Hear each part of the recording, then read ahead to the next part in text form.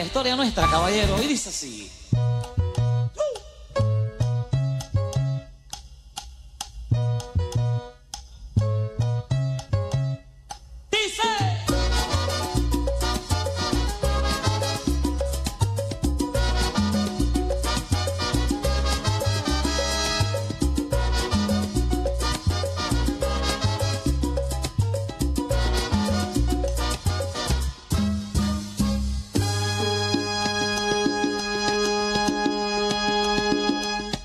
En los años 1600,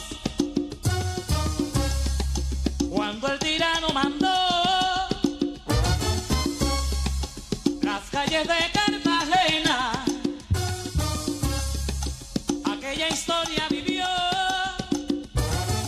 Cuando aquí llegaban esos negreros africanos en cadenas, besaban mi tierra, esclavitud perpetua. 10 de la noche, 11 minutos, bienvenidos a Altavoz, una visión sin filtros de la realidad. Estamos ya conectados con ustedes, acompañándolos hasta la medianoche. También estamos ya a través del streaming en Facebook, porque en esta noche, David, que ya vamos a saber por qué estamos oyendo al gran Joe, pero en esta noche vamos a debatir duro y parejo.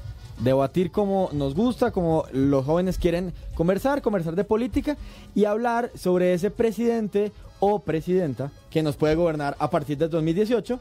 Y como lo hemos venido hablando todas las semanas, vamos a ver, en este caso, ya vamos a decir cuál es el personaje que viene el día de hoy. ¿Por qué quieren vivir en la octava con sexta? ¿Por qué quieren trastearse para allá? Venga, y cambiar de casa? Si es mujer, es presidenta mía. Sí, de hecho, sin importar lo que diga la RAE, y ya vamos a empezar en la controversia, podemos decir gerenta, presidenta. Y gerenta. Se puede, en Perú dicen gerenta. ¿Te acuerdas cuando vino Andrea? Ah, en Perú claro, dicen sí, nos gerenta. enseñó. Y en Colombia, pues hemos optado por terminar en la E, pero si quisiéramos, podríamos hacer énfasis en el hecho de que es mujer diciendo presidenta. Es que recuerdo, por ejemplo, el caso en Chile o en Argentina, para referirse a Bachelet o a Cristina Kirchner, decían la presidente en algunos casos y en otros la presidenta. A mí no me parece grave en ese caso. No Pero- daría esa pelea infinitamente. pero Hay la otras norma- batallas que yo me doy constantemente. Bueno, pero la norma. La norma de Chismosemos la norma, RAE ¿o qué? Sí. es- Dice presidente. No lo admite. Presidente. Dice La RAE presidente. no lo admite. ¿Y nos importa la RAE mucho?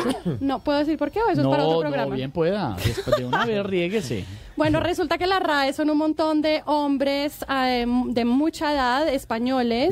Mayores, que por supuesto no avanzan con la cultura del lenguaje. El lenguaje crea realidades y en el lenguaje de hoy en día incluimos hombres y mujeres y todo tipo de diversidad y por lo tanto hay que tenerlos en cuenta sin importar lo que diga la RAE. En segundos llega nuestro precandidato presidencial de la semana, pero antes el Joe, Steph.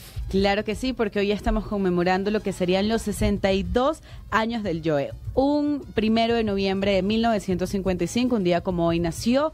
Y bueno, desde el 2011 ya no podemos celebrar su cumpleaños, pero celebramos todas sus canciones que siempre son muy bienvenidas y para todo el año siempre hay una canción del Qué Joe. bueno que suena el Joe, Un ¿no? clásico para cantar, claro que sí. En cualquier momento del año. Un Y clásico, ahorita como ya maravilloso. llegó diciembre, Seguimos Ya, en noviembre, sí, llegó diciembre. 1 de noviembre. no, Natalicio estamos en noviembre. del Ya, Joe. ya llegó Dejen diciembre. vivir a noviembre, ¿Qué? por favor. Olvídese. La Ya les batalla he de dicho que en el mes en que yo noviembre, por cumplo lo favor. dejan vivir. Noviembre no existe, eso es un mito, ya llegó diciembre. 10-14, así suena Álvaro José Arroyo González, el Joe Arroyo, alma bendita. Aquella historia vivió. Cuando aquí llegaban esos negreros africanos en cadenas, besaban mi tierra, esclavitud perpetua.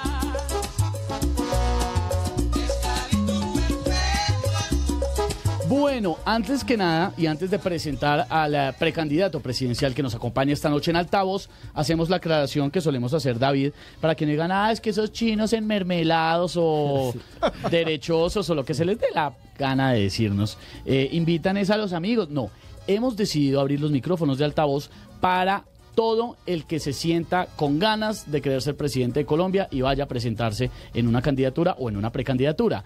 Ya tuvimos a Claudia López, a Jorge Enrique Robledo, estuvo acá Juan Carlos Pinzón y esta noche nuestro nuevo invitado y seguiremos invitándolos. seguiremos como le hemos venido Pues a los diciendo. que quieran venir, no vamos a rogarles. No, eso sí, el que quiera hablar a los jóvenes y el que quiera ser presidente de este país, porque tiene que preocuparse por los jóvenes. Un país que tiene cerca del 30% de su población joven. ¿Cuántos pues, millones son? Cerca de 13 millones. Nada La más. pequeña bobadita de 13 millones, pues vamos a ver si le importan. al de hoy le importó, así como al resto, les ha venido importante y la invitación, la puerta está abierta. Y aquí hasta todos investigó el invitado de hoy. Muy bien, sí, no, hizo la tarea. La puerta estará abierta siempre y todos tendrán el micrófono abierto de altavoz para que digan por qué quieren ser presidente y qué le van a ofrecer a los jóvenes de Colombia. A uno no le queda claro todavía si nuestro precandidato de la noche, pues creería uno que va a ser hipotéticamente el candidato del Centro Democrático. Creería uno, pero eso no está claro todavía. Eso puede que se enrede. Pues ya nos va a responder. Yo veo una Z ahí atravesada. Ayudando mientras una tanto. Z y unas naranjas. Sí, tiran las naranjas como unas locas. Iván Duque, bienvenido a Altavoz. Muy buenas noches, es un placer para mí estar acá en Altavoz, de verdad que es un gusto y además, bueno, apúnteme una cosita ahí, y es que soy el precandidato o el candidato más joven hasta ahora, así que por eso mi compromiso con la juventud, márquemelo ahí también en la tarjetita. No, listo, ahí está. Usted tiene, ¿puedo decir la edad? Dígala. 41. Claro, 41. No, claro, es el más Modelo joven. 76. El más joven, porque el siguiente precandidato es Juan Carlos Pizón, tiene 46 años, que lo tuvimos la semana anterior aquí en Altavoz. Y muy bien, muy bien. Eso habla también muy bien de Iván, que esté preocupado por los jóvenes de este país. Pero arranquemos por eso, Iván. ¿No se le está enredando la candidatura con esa Z que está reapareciendo y reviviendo como el ave fénix en estos últimos días? Yo siempre he dicho lo siguiente, yo empecé este ejercicio hace 1 año y medio y yo empecé enfrentando a Oscar Iván y a Carlos Holmes, a los dos.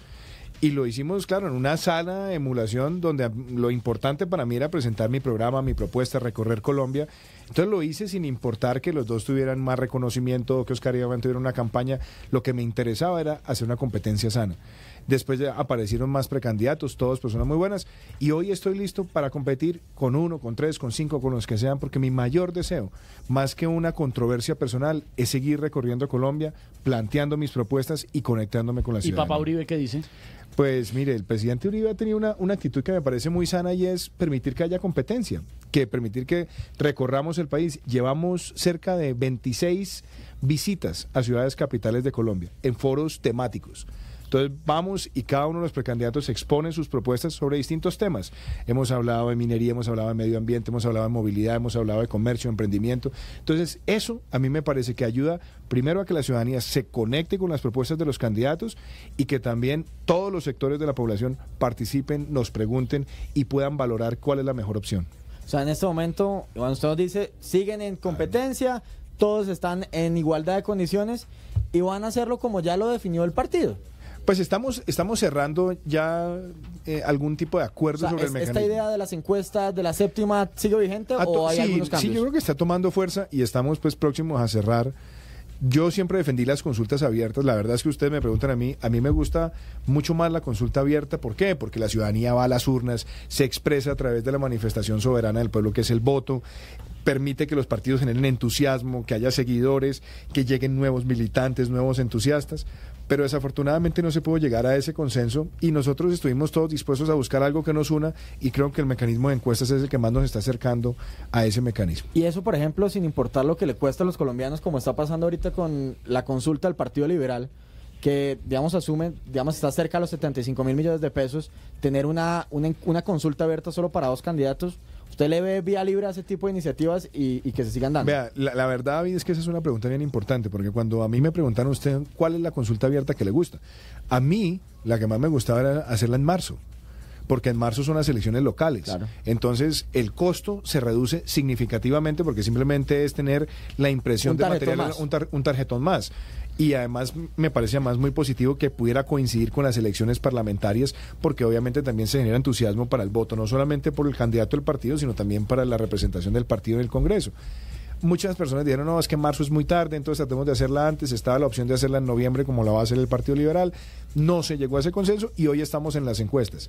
Pero si usted me pregunta a mí, yo le diría, lo ideal en el ambiente político colombiano es que ojalá todos los partidos tuvieran casi que por obligación que generar esas consultas internas concomitantes con las elecciones parlamentarias. Iván, pero ya hay una decisión tomada de esto en función de decir si esa es la fija que van con la ronda que están hablando de las 5 encuestas y con eso definir quién va y no va. Estamos cerca, digamos, sería irresponsable de mi parte decir ya está todos los detalles finiquitados, ¿no? Yo creo que ya estamos pues prácticamente allá y habrá que definir pues la metodología.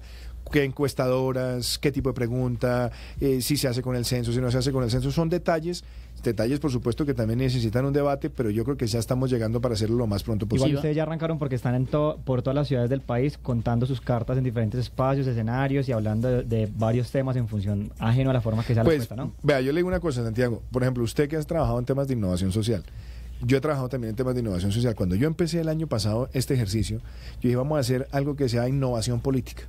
Es decir, vamos a recorrer el país primero haciendo unos talleres. ¿Y qué hacíamos? Llegábamos a distintas ciudades, llevamos una pancarta muy grande con un croquis del mapa de Colombia que decía, ¿usted qué propone para un mejor país? Porque siempre cuando uno está haciendo política en el diálogo, pues hay mucha chillantina de todo el mundo. Entonces yo les decía, mire, cada uno coja un papelito, coja un esfero y nos escuchan un rato y después vamos a escucharlo de ustedes que son los protagonistas. Y cada uno anota un problema que identifique en su comunidad o en el país, pero proponga una solución. Y ponía el papelito en el croquis de Colombia. Y al final terminábamos nosotros con el mapa lleno de propuestas. Haciendo todo ese ejercicio, recolectamos más de 3.000 propuestas de la ciudadanía en todo un año. Y sobre la base de lo que hicimos en ese diálogo fue que construimos nuestro libro que se llama Indignación, que es una propuesta de innovación política pensando en el futuro de Colombia. Iván, ¿y cuáles fueron esas problemáticas que más viste repetidas y qué buenas propuestas encontraste en el camino? Mira, había cosas muy interesantes. Por ejemplo, dialogando con muchos emprendedores, y sobre todo emprendedores jóvenes. Entonces el emprendedor joven me decía, mire, ¿sabe qué? Es que a nosotros nos mata el exceso de ventanillas. Le decía, venga, cuénteme un poquito. Entonces me decía, es que mire, nosotros tenemos que ir que a la DIAN, que a la UGPP, que a la Autoridad Ambiental, que tenemos que hacer las vueltas de la EPS, que tenemos que hacer las vueltas del registro mercantil. Total, sumaban como 14 ventanillas. Entonces alguien me decía, ¿por qué no tratamos de simplificar eso? Y haciendo ese taller de diálogo llegamos a la idea de la ventanilla única de comercio y emprendimiento. Entonces, miremos todos los trámites de los emprendedores en el país, reduzcamos esto a su mínima expresión, quedémonos con los verdaderamente importantes y permitamos esa ventanilla digital para que se le abarate mucho más la forma en la que hace negocios el pequeño emprendedor en Colombia. Esa es una propuesta que salió de ese diálogo que a mí me encantó. Otra propuesta que fue muy recurrente, el tema, por ejemplo, de educación preescolar. Este es un país donde la gran mayoría de niños, y sobre todo niños vulnerables, no tienen educación preescolar. Tienen de pronto el cuidado de una madre comunitaria, pero la idea de pensar en un preescolar como el que quizás todos los que estamos en esta mesa tuvimos es fundamental, donde los niños aprendan a conectar palabras, emociones, colores, a expresarse. Y cuando uno se da cuenta la brecha social en Colombia, casi que uno podría decir que los niños que no tienen preescolar están condenados a la trampa de la pobreza. Por eso una de las propuestas que nosotros también hemos construido es tratemos de, con cajas de compensación, con el sector privado, con asociaciones de profesores, construir 1.000 preescolares en los próximos 4 años, sobre todo concentrados en los municipios más vulnerables. 10 de la noche, 23 minutos. Vamos a hacer varias aclaraciones. Hay una que no le hicimos al arranque y que siempre la hacemos con los candidatos, precandidatos mejor. Y es que pues acá nosotros... Solo en este caso son precandidatos. Sí, ves, precandidatos. Pre. Todavía esto está... Ahí va. Está por definirse. Sí, pero entonces, nosotros le quitamos los títulos a todo el mundo. Entonces acá cada uno se le ha preguntado cómo le gusta que le digan. Iván, ¿cierto? Sí, entonces, claro. Listo, chuleado. Otra cosa, antes estamos recibiendo todas sus opiniones a través de numeral Duque en altavoz. Ahí vamos a estar leyendo sus preguntas, sus opiniones, por supuesto, todas muy respetuosas y toda la cosa. Al que no, ay hermano, pues si no va a ser respetuoso, pues qué jartera. Sí, no. Pues quédese viendo, pero no lo vamos a leer fresco. Con respeto se atiende a todo el mundo. Eso. Y antes de meternos un poquito en su vida personal, porque también en la privada, porque pues también es conocer su vida familiar, que hay detrás del hombre en la política y la cosa. ¿Usted sí cree que el expresidente Uribe va a dejar que todo se dé así tan orgánico y consulte y la vaina y que la gente decida y que entre ustedes decidan y compitan y que él al final no va a meter la mano por alguno? Mire, yo le voy a decir una cosa. No se va a arriesgar a que le pase lo mismo que le pasó hace 8 años. Vea, el tema es este. Yo creo que Álvaro Uribe ha hecho una cosa muy interesante y es fomentar un partido con mucha deliberación. Casi que usted me pregunta cuál es el gran defecto del Centro Democrático, yo a veces le digo de pronto el exceso de deliberación. A veces deliberamos más de la cuenta y nos tomamos mucho tiempo en definir cosas. Pero eso es bien interesante porque hay debates, porque hay diferencias, porque además construimos sobre el disenso. Pero yo creo que el ejercicio de promover nuevos liderazgos, de recorrer el país, de hablar de los temas, pues va conectando a la gente primero con la idea de que es un partido nuevo, un partido de opinión y un partido que está abriendo el debate. recorrer el país haciendo foros temáticos, a mí me parece que es algo bien interesante que los partidos lo hagan. Es decir, no estamos pensando en las maquinarias ni en función de la calculadora de votos, sino en la deliberación. Entonces yo creo que ya estamos llegando a un punto donde entre los 5 precandidatos estamos definiendo de acuerdo un mecanismo y esperamos que ese mecanismo nos saque un candidato que todos podamos respaldar y que con él podamos ganar las elecciones, y espero ser yo. Dentro del partido rajan mucho de usted. Hermano, siempre rajan. O sea, yo siempre los digo, compañeritos de curso rajan de usted. pues mire, en todo lado rajan. Pero yo siempre he creído una pero cosa. no espera que los compañeritos de curso no rajen de uno. No, pero vea, se lo pongo de ese tamaño.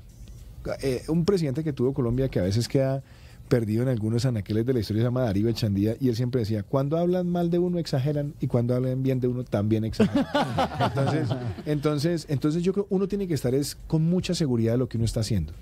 A veces vienen críticas, a veces vienen ataques. A mí me ha tocado, por ejemplo, uno que otro loco por ahí que dice que yo soy comunista, socialista y demás. A eso uno no le puede gastar una neurona. Uno tiene que estar en lo que está, recorrer el país, transmitir el mensaje. Inclusive yo siempre tengo una práctica. Cuando vienen ataques bajos, uno siempre tiene que hacer política con altura, porque es lo que el país se merece, sobre todo de cara a estas elecciones. En un ratico hablamos de escuderos del expresidente Uribe que le tiran mucha varilla, hola, y dicen esas cosas ahora pregunto, todas feas y malucas. Pero antes, oiga esto. Eso sí les gusta a todos ustedes. Pero claro, eso es de todas las épocas. Metallica. Claro que sí. Venga usted, oigan un poco. Y ya hablamos de su lado rockero. Tuvo banda de rock y todo, ¿no? Tuve una banda de rock en el colegio con varios amigos.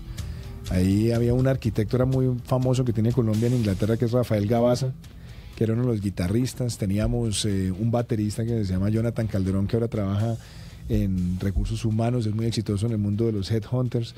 Teníamos un guitarrista que se llamaba Juan José Rangel, un bajista que era Pacho Galindo y era el cantante del grupo. Y ahora quien lo ve con corbata y todo, ¿ah? No, ¿y era mechudo y toda la vaina? En una época me intenté dejar crecer, como dicen la greña, y lo que pasa es que como mi pelo era crespo, pues entonces le quedaba el afro. Entonces la única forma de aplacarlo era con una gorra. Confundían a Iván Duque con la mencha. No hasta ese punto, pero hay uno que otro futbolista sí, pero sí, en esa época después me rapé. En una época yo cantaba, era totalmente ¿Pasaste calmo. el ska o qué? Sí, pero pues en esa época teníamos una bandita, esa banda de rock se llamaba Pig Nose, y nosotros trabajamos haciendo covers de distintos grupos. ¿Pig de marrano? Es que le cuento, había unos amplificadores que se llamaban Pig Nose, que son muy famosos en el mundo de los rockeros. Entonces estábamos un día, íbamos a participar en unas murgas en Ramón Antigua. Miércoles, no tenemos nombre para la banda, ¿qué hacemos? Entonces Juan José, muy original, dijo, pues pongámosle como el amplificador. Entonces así se quedó la banda, se llamaba Pig Nose. ¿Cuánto tiempo duró la banda? Unos 3 años y medio, 4. Una relación seria. Bastante. ¿Pensaste en algún momento en esa época, Iván, haber seguido por el camino de la música y haberte... Me gustaba mucho. Lo que pasa es que como todo, pues, en esa época el mundo de la música no tenía las oportunidades que tiene hoy. En esa época, por ejemplo, sacar un sencillo era costoso, y además la presión de muchos de entrar cada uno en las profesiones, porque todos teníamos un gusto profesional. Después unos se fueron a vivir fuera, terminó el colegio, y la entrada a la universidad, entonces nos empezó como a separar. Entonces, pues sí, yo no volví a cantar, digámoslo, activamente, pues sí canto de vez en cuando. Es que eso le quería preguntar, ¿usted era el vocalista de la banda? Sí, yo era vocalista. ¿Y de vocalista de Pig Nose termina de precandidato presidencial? Pues yo siempre creo que la política tiene algo de rock. ¿Ah, sí? Hay que ser un rockstar para estar en la política. No, la verdad es que a mí la música me enseñó muchas cosas en la vida, y la música para mí ha sido una forma de tender siempre puentes con muchas personas. Yo trabajé en muchas cosas en distintas épocas, y siempre que la música ha sido un punto de encuentro con muchas personas, y eso me gusta. Cuando usted se encuentra con alguien y empieza a hablar de la banda que a usted le gusta y a la otra persona le gusta, usted empieza a encontrar unos puntos de unión. Entonces, para mí la música está presente en todo. ¿Y hacía covers de qué bandas? Nosotros teníamos algunos de Led Zeppelin. Teníamos una canción de Led Zeppelin que se llamaba Since I've Been Loving You, que era muy buena, una canción dificilísima de cantar, que tenía unos tonos muy altos. ¿Ya no canta? De vez en cuando le Ya estoy que pregunto. ¿Nos mostrarías? Acá tenemos efectos especiales y todo. Por favor. Para ayudarle un poquito. Pero si ustedes cantan, cantamos todos. Una de Eso, Led ¿qué hacemos? Zeppelin. Hay que cantar, y ojo que Zuluaga ya está bailando, entonces toca cantar. Bueno, yo espero cantar un poco mejor, pero... Ese video de Zuluaga, yo no sé si era bailando o era como un ataque de medio... Miren, pero además de rock, yo sé que por ahí que Iván también le gusta cantar rancheras. ¿Qué? Así Bueno, que el y género tangos, todavía lo tangos podemos también. Diverso, definir. muy diverso. Entonces, que suene Led Zeppelin Y vamos todos. y vamos a ver cómo le va a Iván Duque, precandidato presidencial en altavoz, recordando sus épocas rockeritas. Esta es, pero esta creo que es Black Dog. Esta no la tengo en el repertorio. No, ¿cuál? Bien. Pida uno. Bien. Póngase si quiere, no sé, puede ser Since I've Been Loving You, esa puede ser. Busquémosla. O si no, pongamos algo más, más criollito también. ¿Cómo qué? Música ligera de Soda Stereo también. Listo. Ah, bueno, Esa sí no busquemos. la sabemos. Además, exacto, esa une las En brechas eso sí te podemos generacionales acompañar. inmediatamente. Listo, vamos a buscarle de música ligera de Soda Stereo. ¿En qué momento ya usted como que se empezó a alejar de su vida rockerita y...? No, yo nunca me he alejado de mi vida rockera. ¿Ah, no? No, yo Ay, me mantengo, yo vivo con el rock a toda hora conmigo. Si usted me pregunta a mí qué me relaja, yo a veces me monto en un avión. El otro día me monté en un avión a Santa Marta y me puse mis audífonos y me fui oyendo Metallica. Y el señor que estaba al lado mío, señor, por favor, le va un toquecito ahí a los audífonos, porque me gusta y me desconecto mucho. Y, por ejemplo, hay una banda de los años 80 que para mí es de lo mejor que ha dado el rock, que se llama Dire Straits. Entonces yo oigo una canción que se llama Sultans of Swing, de ellos, maravillosa. Siempre la... Sultans of Swing. Quiero resaltar, y los estoy mirando a todos, ¿alguno identifica? No. Y Stephanie, que es la experta No, musical. yo tampoco, esta no me la sé. No, eso sí es de la... Mire, esa banda se hizo muy famosa porque además tenía una canción que se llama Money for Nothing. Esa canción salió casi que el año que salió MTV. Y la canción hace mención a MTV, entonces se volvió como un himno de MTV durante una parte muy importante de los 80s. Bueno, recordemos a Cerati. Aquí está de música ligera. El micrófono es suyo. Bueno, ustedes cantan conmigo. Pero claro, pero eso es con rever y todo. A ver, Rafa, vamos. Espera, ahí ya viene, ahí le van a hacer el efecto. ¿Ya tiene el efecto, Rafa? No podemos poner un precandidato presidencial sin efecto, ¿no? Listo. Ahí entra Cerati, cuando quiera. Espérale, que coja... Pero viene la guitarra. Vea, pero mírelo cómo hace, como si estuviera. Claro, Los que lo hay que están ir viendo a través de agarrando Facebook la Live se están dando cuenta porque se mete. Sí, usted siente no la su música, época lo rockera. siente. No, yo la cargo siempre. Y de hecho tengo 3 hijos y mi hijo menor es un rockerito en potencia. Aunque ahora tengo que confesarles que estoy teniendo un problema serio porque el hombre se me está yendo mucho para el reggaetón. Entonces, Es inevitable, para te un lo rockero la transición al reggaetón, aunque le debo decir, me estoy disfrutando con ellos aprender de reggaetón. Hay cosas chéveres. Sí. Listo, aquí está. Devuelvan un poquito y el micrófono es suyo.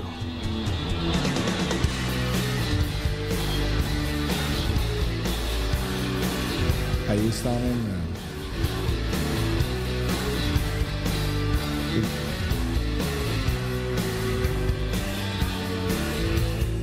Yo le enviaré cenizas de rosas, ni pienso evitar un roce secreto, ya que el amor de música ligera nada nos libra, nada más queda. No, esto hay que repetirlo. O sea, Claudia, Robledo y Pinzón se salvaron de la cantada. Ahora todos tienen que cantar. No, pero si uno para ser presidente tiene que hacer de todo en Pero este país. chévere. Pero usted está Canta muy criticando a bien. su hijo. porque No lo estoy criticando, Y la- vea que usted saltó a Chino y Nacho. Pero mire, le voy a contar esto. Es ¿A usted le gusta Chino y Nacho? Es que yo tengo una hija de 10 años que le encanta la música. Tengo una chiquitica de 5 que es una bailarina y a Matías le encanta el reggaetón. Entonces, ellos van bajando las canciones y a veces en el carro, papá, ponga esta vaina, ponga lo otro, sáquele Spotify, ponga tal canción. Entonces me gusta escucharles la música, la música con ellos, además porque me parece también una forma de conectar con mis hijos. Es una forma de compartir ambiente. Y los gustos y los tiempos cambian, por supuesto. Claro, bueno, por ejemplo, mi hijo ahora me está llevando a unos retos permanentes porque entré a la onda del Xbox. Entonces ahora estamos jugando FIFA 18. Y usted sabe que usted es papá cuando separa las dos palabras. Xbox, no, Xbox. Casi que sí, pero además le voy a contar una vaina. Pues es que ustedes ya son todos millennials, pero es que en mi época los controles eran muy fáciles porque eran de 2 botones. Ahora todos los controles son de 7 botones y de 2 palancas.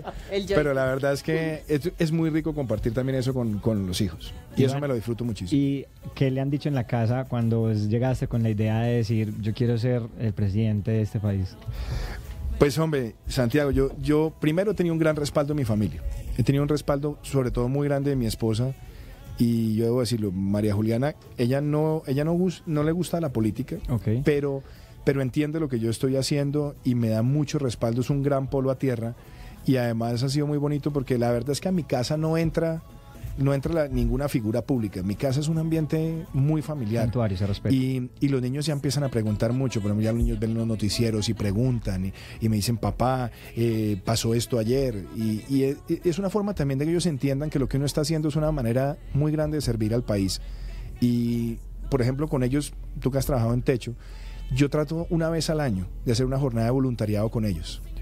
El año pasado me llevé a los niños, a los chiquitos, a Altos de Cazucá, buenísimo, con la Fundación Casu Kids, a trabajar con la comunidad. Okay. Entonces, eso, por ejemplo, a mí me encanta. Yo cuando trabajaba en el BID, fundé para el banco la jornada de voluntariado de todo el banco. Okay. Y es algo que yo he querido mantener también con mi familia. Entonces, cuando yo les hablo de la política, lo que más trato de inculcarles es el sentido del servicio. Muy chévere. Ahí más adelante hablamos acerca de esa experiencia en el BID, porque hay bastante para hablar y yo creo que es un giro bien importante de perfil, que estamos hablando de un posible precandidato en esa línea. Son las 10 de la noche, 36 minutos. Iván Duque nos está acompañando en altavoz, precandidato que aspira a participar por la carrera electoral de la presidencia de este país. A ganar la presidencia. No, pero yo estoy diciendo, es que no me dejó terminar. Por el Centro Democrático. Aspira primero a que le den la veña para ser candidato. Le digo que es que yo veo una Z ahí, una atravesada, la vaina, bueno.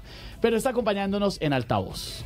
Hablando, yo te quería preguntar, porque este es el tema que más me mueve y es la cultura, es precisamente, eres coautor del libro de Economías Naranja y además ha sido una de las leyes más importantes que has impulsado.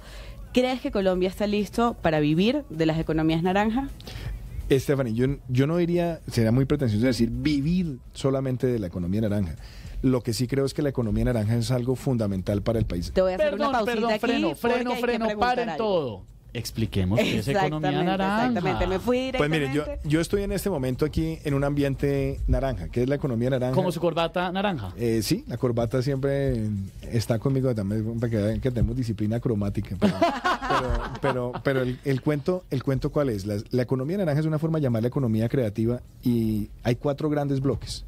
Primer bloque, tenemos todo lo que es patrimonio ancestral. Entonces ahí están festivales, carnavales, gastronomía, museos, bibliotecas. Segundo, tenemos las artes visuales, pintura, escultura, fotografía. Tenemos artes escénicas. Entonces artes escénicas tenemos teatro, zarzuela, ópera. Tenemos, por ejemplo, los medios, televisión, radio, cine, medios digitales, y tenemos una categoría que son creaciones funcionales donde está la arquitectura, el diseño, la joyería. Todo eso, para que ustedes vean, representa para el país más en aporte a la economía que el café o la minería. Wow. Estamos hablando de casi 1 millón de empleos entre directos e indirectos en el país. Y yo que noto, Colombia tiene reservas ilimitadas de talento. Nosotros tenemos reservas de petróleo para menos de 7 años, pero tenemos unas grandes reservas de talento. Si conectamos ese valor de la cultura, la propiedad intelectual, con el emprendimiento y la tecnología, el crecimiento es exponencial. Y la ley, la naranja que sacamos adelante, lo que busca es darle un ecosistema a que todo esto funcione bien, a que el Estado participe bien, a que las empresas puedan progresar, a que tengamos forma de acceder a nuevos mercados. Y yo definitivamente creo que ahí hay una oportunidad enorme para Colombia. Es más, les voy a decir una cosa, una de las cosas que yo quisiera es ser recordado como el presidente que puso a la cultura en el centro de la agenda de desarrollo de nuestro país. Es un antídoto contra la violencia, pero además es una forma de llevar esa ancestralidad colombiana a la modernidad de la tecnología y la creatividad, y que le puedan dar a Colombia un espacio grandísimo a nivel mundial. Venga, Iván, pues como usted no es el único que se quiere lanzar a la presidencia de Colombia, hoy sí que hablamos de alguien, David, que quiere lanzarse y que quiere aspirar a ser el presidente. Sí, lo dijo públicamente hoy, y esto fue un poco lo que pasó esta mañana en la rueda de prensa de este nuevo partido político.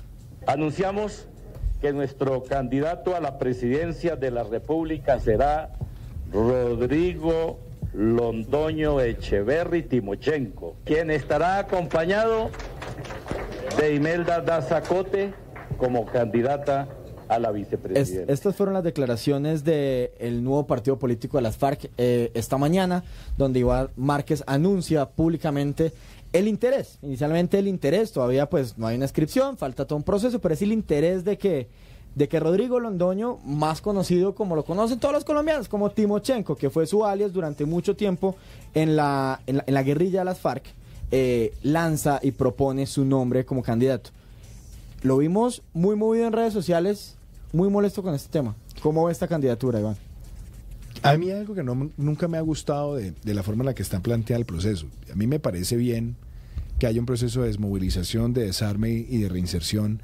A mí me parece bien que se piense en abrir canales de participación política, pero a mí lo que me parece que es grave para nuestro país es que criminales de lesa humanidad, que ya tienen condenas, que además la Constitución prohíbe que se presenten a cargos de elección, pues simplemente le están anunciando al país en las narices: estos van para el Senado, estos van para la Cámara, estos van para la presidencia, sin siquiera haberse presentado ante la justicia, sin siquiera haber dicho toda la verdad, sin siquiera haber entregado todos los recursos para la reparación de las víctimas, sin siquiera, y ojo con esto que le voy a decir, que es muy delicado, conocer la información de los centenares de secuestrados que han sido denunciados por las asociaciones de víctimas de las FARC, que seguramente están enterrados en algún lugar del país, pero no han entregado la información, y la situación de los niños e inclusive la situación de las redes del narcotráfico. O sea, me parece, primero, que un partido político que utilice las siglas de su propia organización terrorista que tanto daño sembró en Colombia, me parece un desafío a las víctimas y a la sociedad. Sí, nadie se acuerda de la Fuerza Alternativa Revolucionaria del Común, pues, que es el nombre con el que nos están vendiendo la otra ahora. cosa, la verdad, a mí me parece una desfachatez y me parece una agresión a un país y a las víctimas que estos criminales de lesa humanidad, sin pasar por la justicia, se están anunciando como candidatos a la presidencia y al Congreso. Iván, pero en esa lógica, si uno mira más a fondo, de una u otra forma, como también se está planteando la base de pensar que es poner en la mesa todos los partidos y todas las ideologías que hay en función de cómo entendemos el país, ¿no crees que de pronto es desconocer el poder que puede llegar a tener el voto en decir la forma de que esa persona esté sentada ahí es mediante la votación de los ciudadanos, que hay que darle el trabajo de que ellos y que nosotros elijamos si es la persona idónea para estar ahí o no? Yo creo que tienes razón, Santiago. El problema es que, por ejemplo, para la representación en el Congreso, las 10 curules que ellos van a tener no necesitan ni un solo voto. Es decir, ya los señores que ellos anunciaron hoy que van a estar en la lista, ya están elegidos. No necesitan sacar un solo voto. Ya esas 10 curules las tienen. Y a mí me parece que eso es una agresión. Es decir, yo siempre pensé, y además lo dijimos en los debates del plebiscito, que eso no podía ocurrir. Y la respuesta de los promotores del sí en su momento es: eso jamás va a ocurrir. Ellos primero tienen que ir a la JEP, primero tienen que recibir sus sentencias, tienen que pagar las penas y después sí llegan al Congreso. Ahí están. Ahí les están abriendo el camino. Y a mí me parece que eso es una agresión. Yo no le hubiera visto problema que hubieran buscado personas afines con su ideología, académicos si quieren, que no tengan inclusive ningún tipo de prontuario judicial. Pero es que hay personas condenadas. Y a mí lo que no me gusta es que aquí tengamos dos raseros para aplicar la ley. La Constitución prohíbe que cualquier persona que ha cometido un delito grave llegue al Congreso. Pero ahora, si son de las FARC, si son criminales de lesa humanidad, lo pueden hacer. Y óigame la perlita. Aún siendo elegidos, si la JEP los llega a condenar, siguen cumpliendo su labor como congresistas y van y cumplen la pena los otros días de la semana que no tengan sesión. Y lo más grave que está en el proyecto de acto legislativo que reglamenta la JEP, resulta que el cumplimiento de las penas es con horario laboral, de 8 a 6. Y después va a cualquier fonda a tomar trago. Ese tipo de cosas a mí me parece que es una forma de burlarse de las víctimas y de burlarse de la institucionalidad de Colombia. Pero el proceso con la JEP, Moncho, está muy cerca de caerse todo ese proceso. Estamos a muy pocos días de que termine el fast track. ¿Ustedes cuáles serían los ajustes entonces que le propondrían para la JEP para que, digamos, acople todas las propuestas que ustedes le quisieran agregar a este proyecto? A ver, hay varias cosas. Primero, la Procuraduría como garante del debido proceso debe estar permanente siempre, no simplemente un invitado. Segundo, la JEP no puede estar por encima del resto de las jurisdicciones. Hoy en día, si hay un conflicto de competencia, son 3 de la JEP, 3 de la otra, y si hay empate, dirime el presidente de la JEP. Tercero, criminales de lesa humanidad pueden ser elegibles y pueden estar en sus cargos porque ninguna sentencia de la JEP les prohíbe a ellos el ejercicio de sus derechos políticos. Yo creo que el ejercicio de los derechos políticos tiene que ser a posteriori de haber dicho la verdad, de haber reparado y de haber mostrado en realidad que hay un compromiso sincero de desmovilización, desarme y de reinserción. Y la otra cosa que me parece que es fundamental es que nosotros no podemos dejar que las penas sean simplemente unos saludos a la bandera. Entre otras cosas, les digo, yo creo que una de las grandes conquistas que ha tenido el mundo reciente cuando creó el Estatuto de Roma es que no quedaban unos crímenes en la impunidad. Colombia suscribió eso. Y ahora resulta que los criminales de lesa humanidad, si entre comillas dicen toda la verdad, no tienen cárcel, cuando lo que nosotros suscribimos como país obliga a tener penas proporcionales que reparen a las víctimas. O sea, cárcel de barrotes. A ver, yo que dije durante la campaña del plebiscito, inclusive quitémosle esa rigidez, que también lo planteamos, pueden ser colonias agrícolas, la cárcel por cárcel también es una herramienta. O sea, hay muchos vehículos de tener penas proporcionales y efectivas donde realmente hay encarcelamiento. Pero cuando usted los ve, que llegan al Congreso, que están en el Congreso, que no importa si tienen sanción, siguen en el Congreso, pues claramente que es lo que hay ahí, es la edificación de una impunidad, y una impunidad que le hace doler al país lo que debería ser la justicia. Yo tengo una preocupación y es, yo entiendo tu punto, y sin embargo, pienso que estar en este momento en contra de la JEP es solo seguir frenando el proceso que nos va a llevar a que todo eso ocurra. Entonces mi pregunta es, en aras de la reconciliación y de que podamos por lo menos entrar en una democracia, empezar a dialogar con personas que son completamente diferentes a nosotras, ¿será que la solución es seguir atacando el acuerdo que ya pasamos, a la fuerza o no, y seguir atacando la JEP, o ponernos a hacer para que eso pueda seguir avanzando y podamos estar todos en un lugar más común, en un lugar donde podamos dialogar de verdad? Mira, a lo largo, por ejemplo, de la campaña del plebiscito, tuvimos muchas veces esa controversia, esa discusión. Yo muchas veces he reflexionado, si yo no fuera político, si yo no fuera senador, si yo no estuviera en el uribismo, ¿cómo hubiera votado ese Iván Duque? Y yo hubiera votado no. Yo he visto una cosa a lo largo de mi vida, y es, siempre que en Colombia se ve la violencia y se ve la violencia organizada, se trata de negociar y se trata de atenuar y se trata de justificar y se trata de decir es que esta es la última vez. Y a mí me tocó verlo en los años 80 con unos grupos guerrilleros, en los 90 con otros grupos guerrilleros, inclusive con la mafia. Por ejemplo, cuando el cartel de Medellín se benefició de los decretos 2047 y 3030 de sometimiento a la justicia, era el país entregado, porque eran muy fuertes y eran muy malos, entonces y siempre se dice que es la última vez, y lo único que uno ve es que engendran nuevas formas de violencia. Inclusive hoy las FARC quiere pedir más de lo que tuvo en los años 90 el M-19, y ahora el ELN quiere pedir más de lo que tuvo las FARC, y después estamos hablando de bandas criminales. Entonces a mí me parece, claro que hay que edificar la paz, claro que todos creemos en la paz, pero la paz debe tener un sustento muy importante, y es que la legalidad sea la que triunfe. Cuando uno ve que la Constitución se reforma para blindar a los delincuentes del Estado de Derecho y no para proteger a la ciudadanía de los delincuentes, uno dice, algo aquí tiene que estar fallando. Pero usted entonces es del parche o no es del parche de los que quieren volver nada del acuerdo cuando lleguen a la presidencia. Yo siempre he dicho una cosa, yo ni trizas ni risas. Es decir, a mí no me interesa como colombiano hacer trizas los acuerdos. A mí lo que me importa es hacer las reformas estructurales donde deben estar. ¿Qué dije yo a lo largo de la campaña del plebiscito? Todos los procesos de desmovilización, desarme y de reinserción hay que tratar de que sean exitosos y que no haya reincidencia, y que esas personas que han estado en esa vida violenta puedan encontrar oportunidades. Pero los cabecillas de esa organización, que validaron el asesinato, las minas antipersonales, que validaron el narcotráfico, ellos tienen que tener penas proporcionales, porque es una forma también de resarcir a la sociedad por los daños que ellos causaron.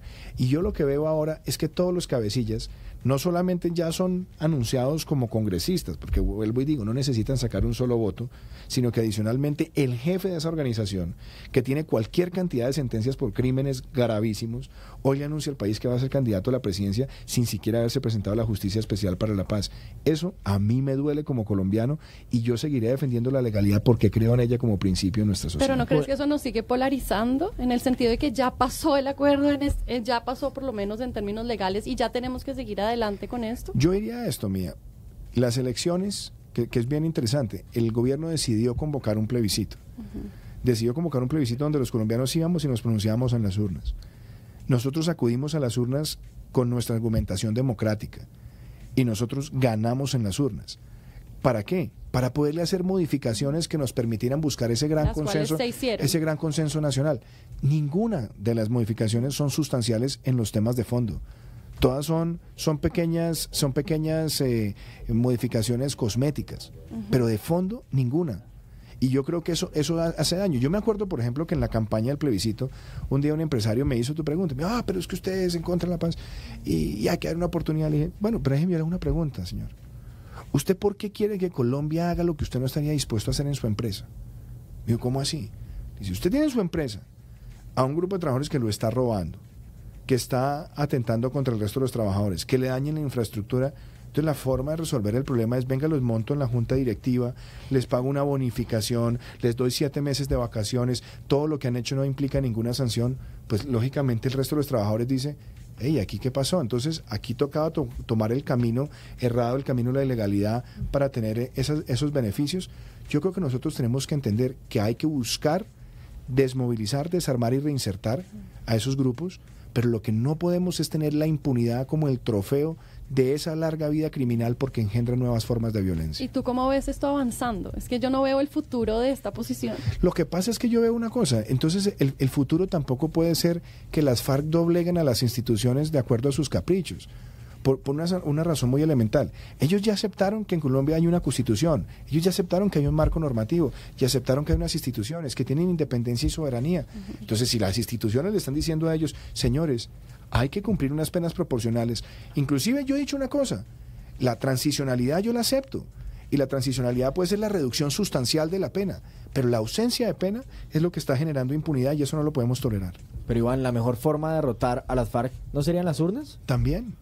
Pero entonces, ¿a qué le tenemos miedo de que vayamos a una franca lid en las urnas? Es que yo no le tengo miedo a que los derrotemos en las urnas. Yo lo que tengo como reparo es que nosotros no podemos tener dos legislaciones. Nosotros no podemos decirle en la Constitución a todos los colombianos que cualquiera que cometa un delito no puede ser elegible, pero si son bien malos y si cometen crímenes de lesa humanidad y los cometen de manera sistemática y en grande, entonces sí. Porque entonces lo que estamos es relativizando la justicia en nuestro país. Y la relativización de la justicia lo único que hace es sembrar desolación. De hecho, yo he dicho una cosa en repetidas ocasiones. A mí me parece que nosotros como sociedad deberíamos de una vez por todas trazar una línea divisoria. Y lo digo pensando en la generación mía y también en la generación de ustedes. Ya, de una vez tracemos la raya. A partir de hoy el que la hace la paga. Pero nosotros no podemos seguir cada vez que aparece un grupo armado, venga a ver cómo le atenuamos, porque eso sigue generando más violencias en Colombia. Le tengo unos trinos con el numeral Duque en altavoz, son las 10:52 de la noche. Iván Duque nos está acompañando hoy debatiendo. Uno de los precandidatos presidenciales ha decidido también aceptar la invitación de este programa y pues aquí tenemos los micrófonos abiertos para todos. Le voy a endulzar un poquito lo que viene, que son cosas buenas, cosas malas, putacito por ahí, una alabanza por allá, con una salsita de las que le gusta, ¿le parece? Está muy bien. Entonces, ¿qué tenemos por ahí? Decisiones como las que usted tiene que tomar. Qué buena canción. Buenísima. No ha decidido qué hacer.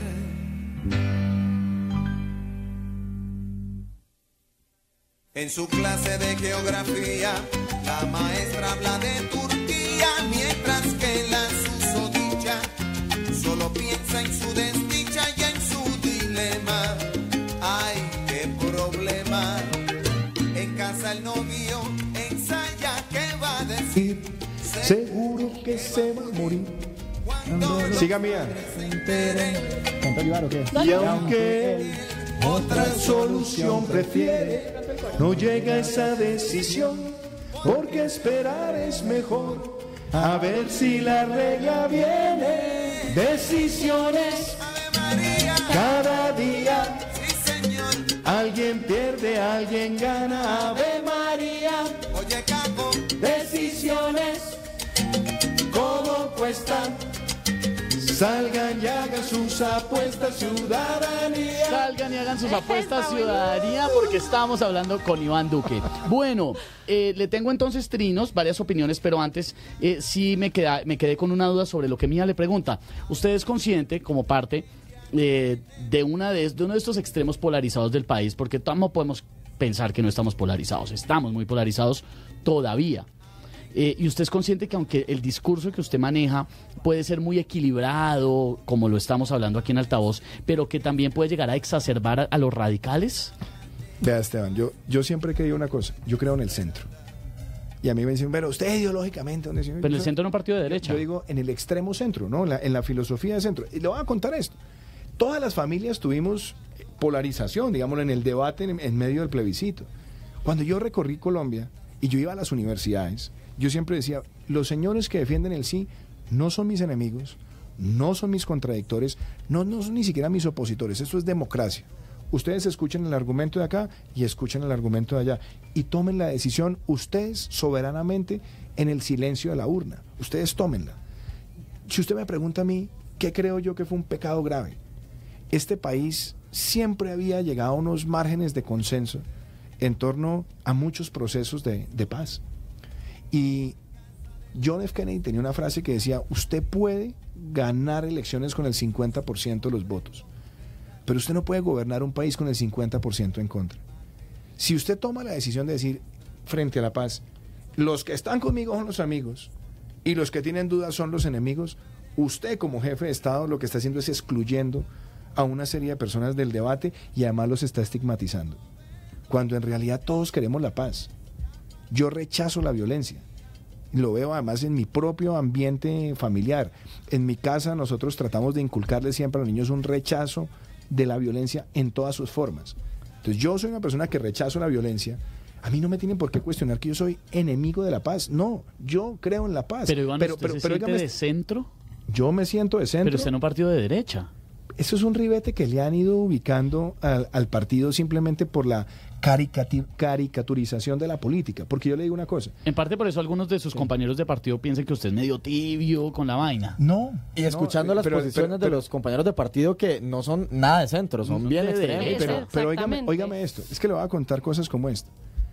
Álvaro Uribe, que ha sido, digamos, el líder y el inspirador de nuestro partido, y además es una persona que tiene tanto amor por este país. Álvaro Uribe, a lo largo de su obra de gobierno, usted mira los programas sociales del gobierno de Álvaro Uribe, si usted los mira como porcentaje del PIB, lo que se gastó en política social, comparado con otros países de América Latina, inclusive con los países que tenían gobiernos que se autonominaban de izquierda, fue mucho mayor acá. Se hicieron la banca de las oportunidades, se fortalecieron los corresponsales no bancarios, se amplió el régimen subsidiado de salud, se apoyó a las comunidades con ampliación de las competencias propedéuticas en los ciclos educativos de la población más vulnerable. Entonces nosotros siempre vimos una obra de gobierno donde lo social iba integrado con la seguridad, y la seguridad no es un tema de derecha, Esteban. Pero para usted el partido es un partido de derecha o es un partido de qué? Pero déjeme le termino acá. Entonces, la seguridad es un bien público. La inseguridad al que más afecta es al pobre. Usted necesita que la seguridad como bien público se irradie en toda la sociedad. ¿Qué hemos dicho nosotros como partido? ¿Qué ha dicho el presidente Álvaro Uribe? ¿Qué dije yo en la convención?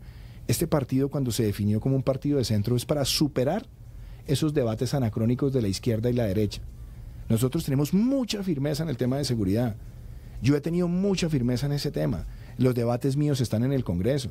Yo demandé el acto legislativo 01 del 2016 y gané una parte de la demanda con el respaldo de mi partido, con el respaldo de las firmas, pero además también tuve la firmeza de denunciar a Nicolás Maduro ante la Corte Penal Internacional. Entonces, ¿por qué? Porque creo en los derechos democráticos y creo en la libertad democrática, pero también soy una persona que creo que nuestro país tiene que hacer un gran esfuerzo para tener programas sociales efectivos para los más vulnerables. Le tenemos numerales que nos están enviando. Numeral Duque en altavoz. Kevin Durán dice: Duque es un hombre íntegro que demuestra con argumentos y que ha demostrado siempre el respeto en la política, algo que se ha perdido en la práctica política colombiana.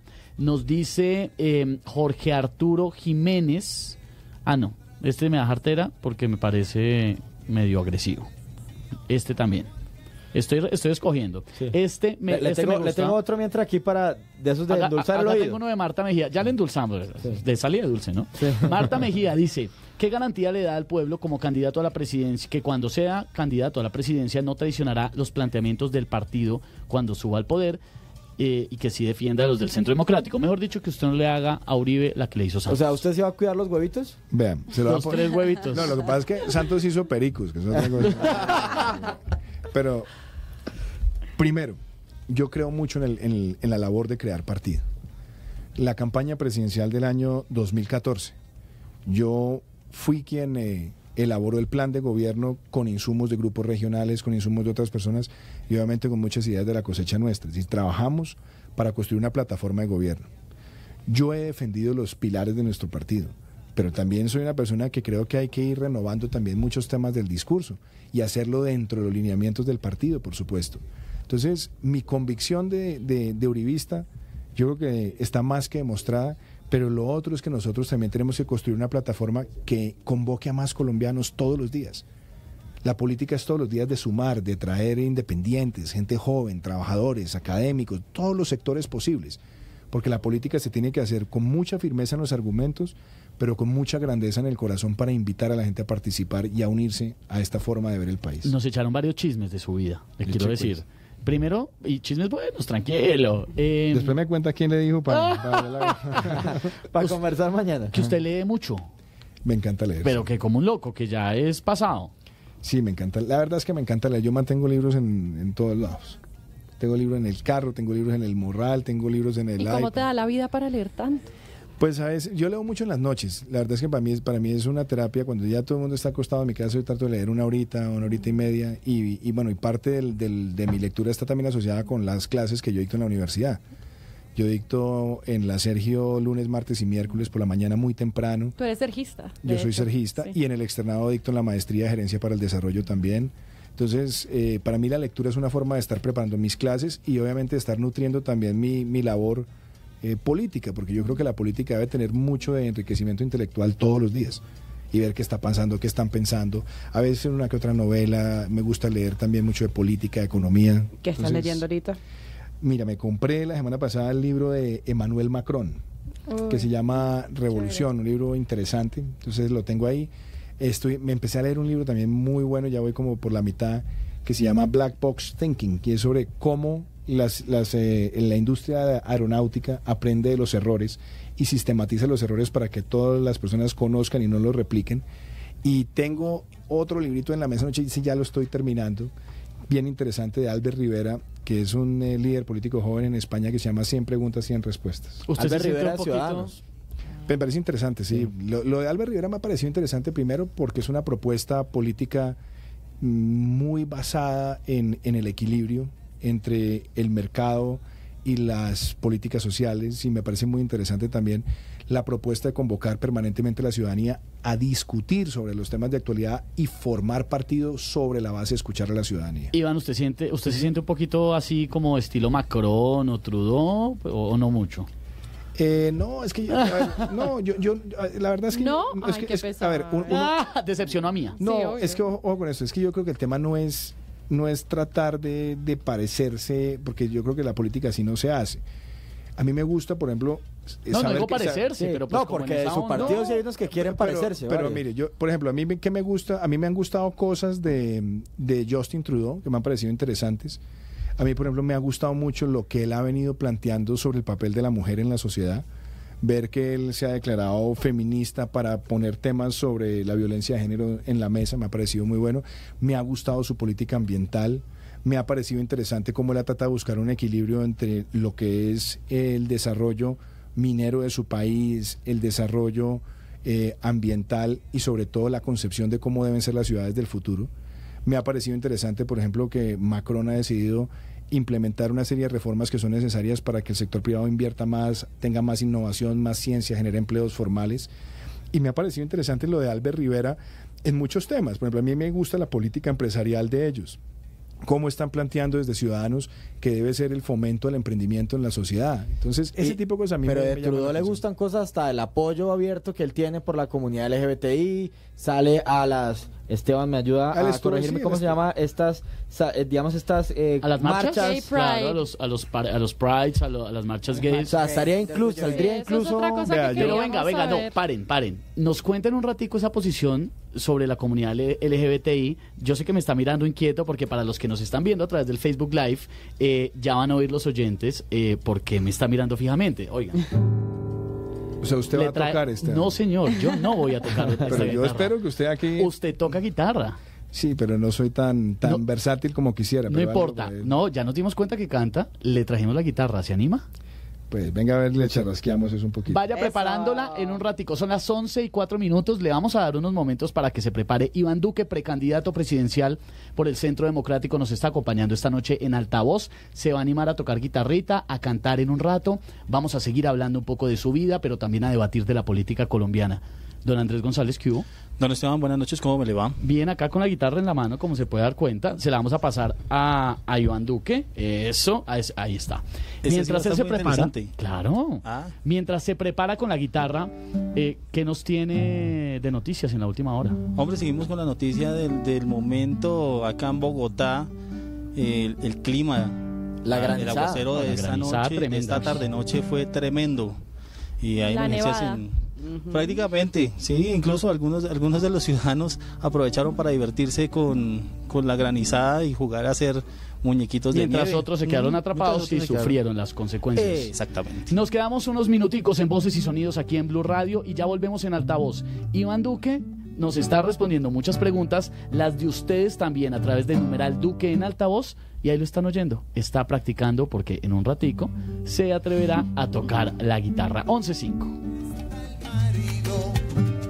Indeciso sobre dónde dar primero, con un bate de béisbol del extranjero, eso que dicen que Tony arma su slugger, y suena el timbre, ring ring, y no es el gran combo, comienza la segunda del noveno, decisiones, escápate cada día, tú verás, alguien pierde, alguien gana, Ave María, decisiones, todo cuesta, salgan y hagan sus apuestas, ciudadanía.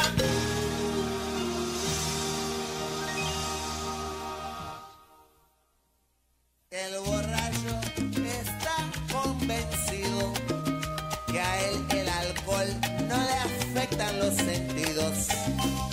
Por el contrario, que sus reflejos son mucho más claros y tiene más control. Por eso hunde el bien el acelerador y sube el volumen de la radio para sentirse mejor, bien chévere. Y cuando la luz cambia amarilla, la rueda del carro chilla y el tipo se cree un James Bond. Decide la luz del semáforo comerse y no ve el tronco aparecerse en la oscuridad. Un pito choque y la pregunta, ¿qué pasó? Va la eternidad. Persigue decisiones cada día. Alguien pierde, alguien gana, Ave María. Decisiones, todo cuesta. Persígnate, salgan y hagan sus apuestas, ciudadanía.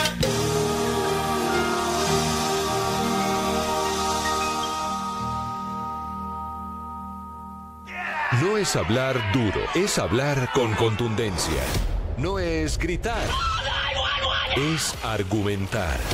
No es mirar, es tener visión. No es vivir en las nubes, es ver la realidad sin distorsiones.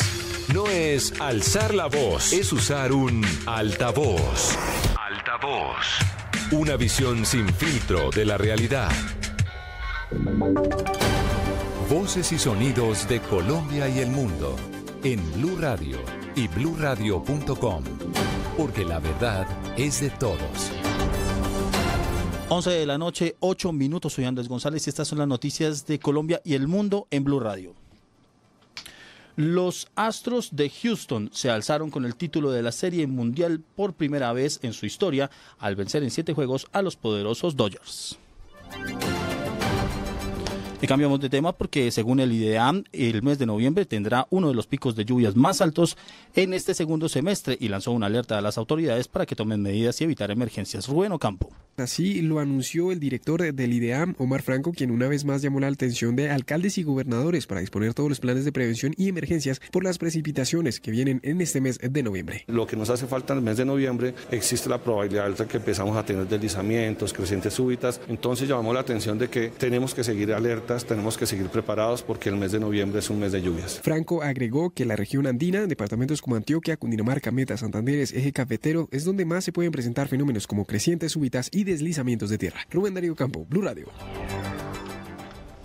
Y precisamente a propósito del fuerte aguacero que cayó esta noche o esta tarde-noche en la ciudad de Bogotá, con una granizada incluida, la Secretaría Distrital de Movilidad informa que el día de mañana, 2 de noviembre, no se presentará servicio en la sede de Palo Quemado para la atención en acuerdos y pago y radicación debido a la fuerte granizada que se presentó en Bogotá y que afectó las instalaciones de la sede. La atención de los usuarios que tengan que adelantar estos trámites lo podrán realizar en el Supercalle de Movilidad ubicado en la calle 13 con carrera 37 solamente por el día de mañana.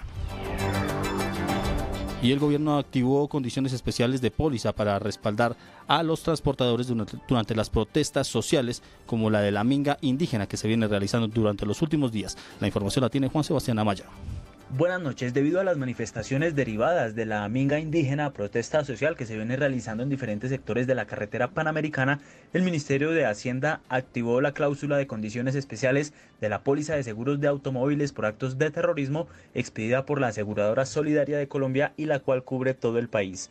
Al activar estas cláusulas por solicitud del Ministerio del Transporte, el gobierno busca generar condiciones de tranquilidad para los transportadores y demás usuarios de la Panamericana, posibles afectaciones del orden público que se presenten durante los bloqueos que algunos grupos están realizando en este importante día. Este seguro suscrito por el gobierno cubre los daños a vehículos automotores de uso terrestre que sufran pérdidas totales o parciales provenientes de huelgas, azonadas, amotinamientos, conmociones civiles y o terrorismo. Juan Sebastián Amaya, Blue Radio.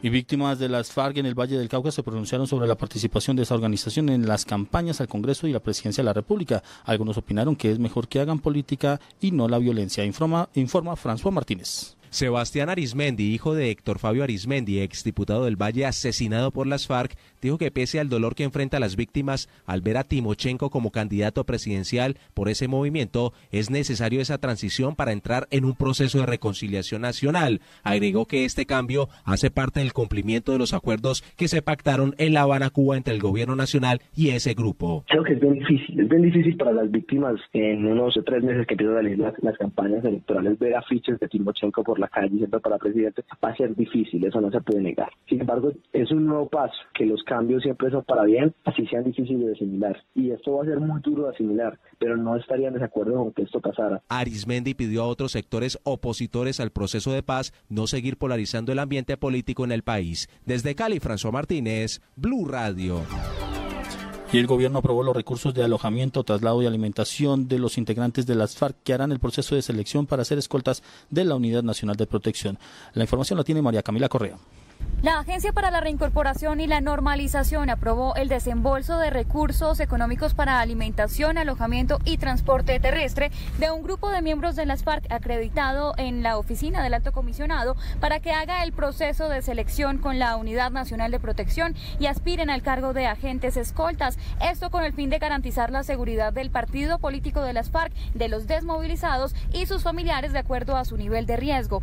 Cada persona, mediante la modalidad de reembolso de gastos, recibirá unos recursos que serán reconocidos al finalizar el proceso de selección. Más adelante les contaremos el detalle de los costos que han sido aprobados por el gobierno nacional. María Camila Correa, Blue Radio. Blue Radio. Noticias contra reloj en Blue Radio. 11 de la noche, 13 minutos, la noticia en desarrollo. Un tribunal de Ecuador anuló la destitución del presidente de ese país, Lenín Moreno, como dirigente del movimiento Alianza País por violación al debido proceso. Las cifras: 6 miembros del cuerpo de bomberos de la ciudad de Miami en Estados Unidos fueron despedidos hoy por conducta racista y ofensiva contra uno de sus compañeros por el solo hecho de ser negro. Y quedamos atentos porque este jueves a la nueva citación de la Comisión de Acusaciones de la Cámara de Representantes del exmagistrado y presidente de la Corte Suprema de Justicia, Leonidas Bustos, en el marco de las investigaciones por el cartel de la toga. 11 de la noche, 14 minutos, ampliación de estas y otras noticias en BlueRadio.com. Descargue la aplicación de Blue Radio en las tiendas App Store y Google Play. Continúen con Altavoz. noticias. La noticia del día es el distanciamiento entre Germán Vargas Lleras. Información útil. Se presentan complicaciones en la movilidad de Bogotá con el 30%. Deportiva. Quedaron definidos las llaves del repechaje europeo. Pero ante todo, la verdad. Aquí están las noticias de Colombia y el mundo en Blue Radio. Cada hora usted se actualiza en lo más importante de Colombia y el mundo con el servicio informativo. De disciplina de la FIFA son conducta antideportiva de las selecciones de Colombia y de Perú. Voces y sonidos y noticias contrarreloj. Dice que el Consejo Nacional Electoral avaló. Viva siempre informado con Blue Radio y BlueRadio.com. La nueva alternativa. Esto fue lo mejor de Voz Populi. El martes. Y uno de los proyectos que ha presentado tiene que ver con la posibilidad de que sea penalizada la persona que está pagando por sexo. Bueno, amigos, para darle la noticia que a partir de la próxima semana seremos panadería. Pero primero poneme rever que la voz mía sin eso es más deprimente que Juan Lozano disfrazado de Voldemort. Abuelito. Jorge, ¿cuál es Voldemort? Parecido a Juan. Se contagia uno con el ánimo de los viejitos disfrazados. Ahí está, por ejemplo, el viejito incontinente, Don Richichín, disfrazado del ratón más famoso de Disney, hermano. ¿De cuál? De Mickey Mouse. Síntomas para saber si usted se está poniendo viejo. Si con la misma camisa blanca para ir al colegio lo disfrazaban de campesino. Lunes a viernes 4 a 7 de la noche. Estás escuchando Blue Radio con el Banco Popular. Siempre se puede.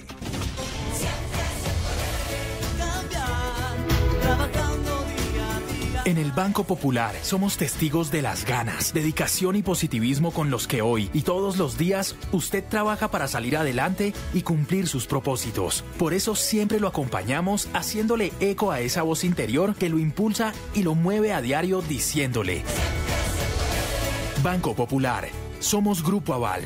Vigilado Superintendencia Financiera de Colombia. No es hablar duro, es hablar con contundencia. No es gritar. Es argumentar. No es mirar, es tener visión. No es vivir en las nubes. Es ver la realidad sin distorsiones. No es alzar la voz, es usar un altavoz. Altavoz. Una visión sin filtro de la realidad.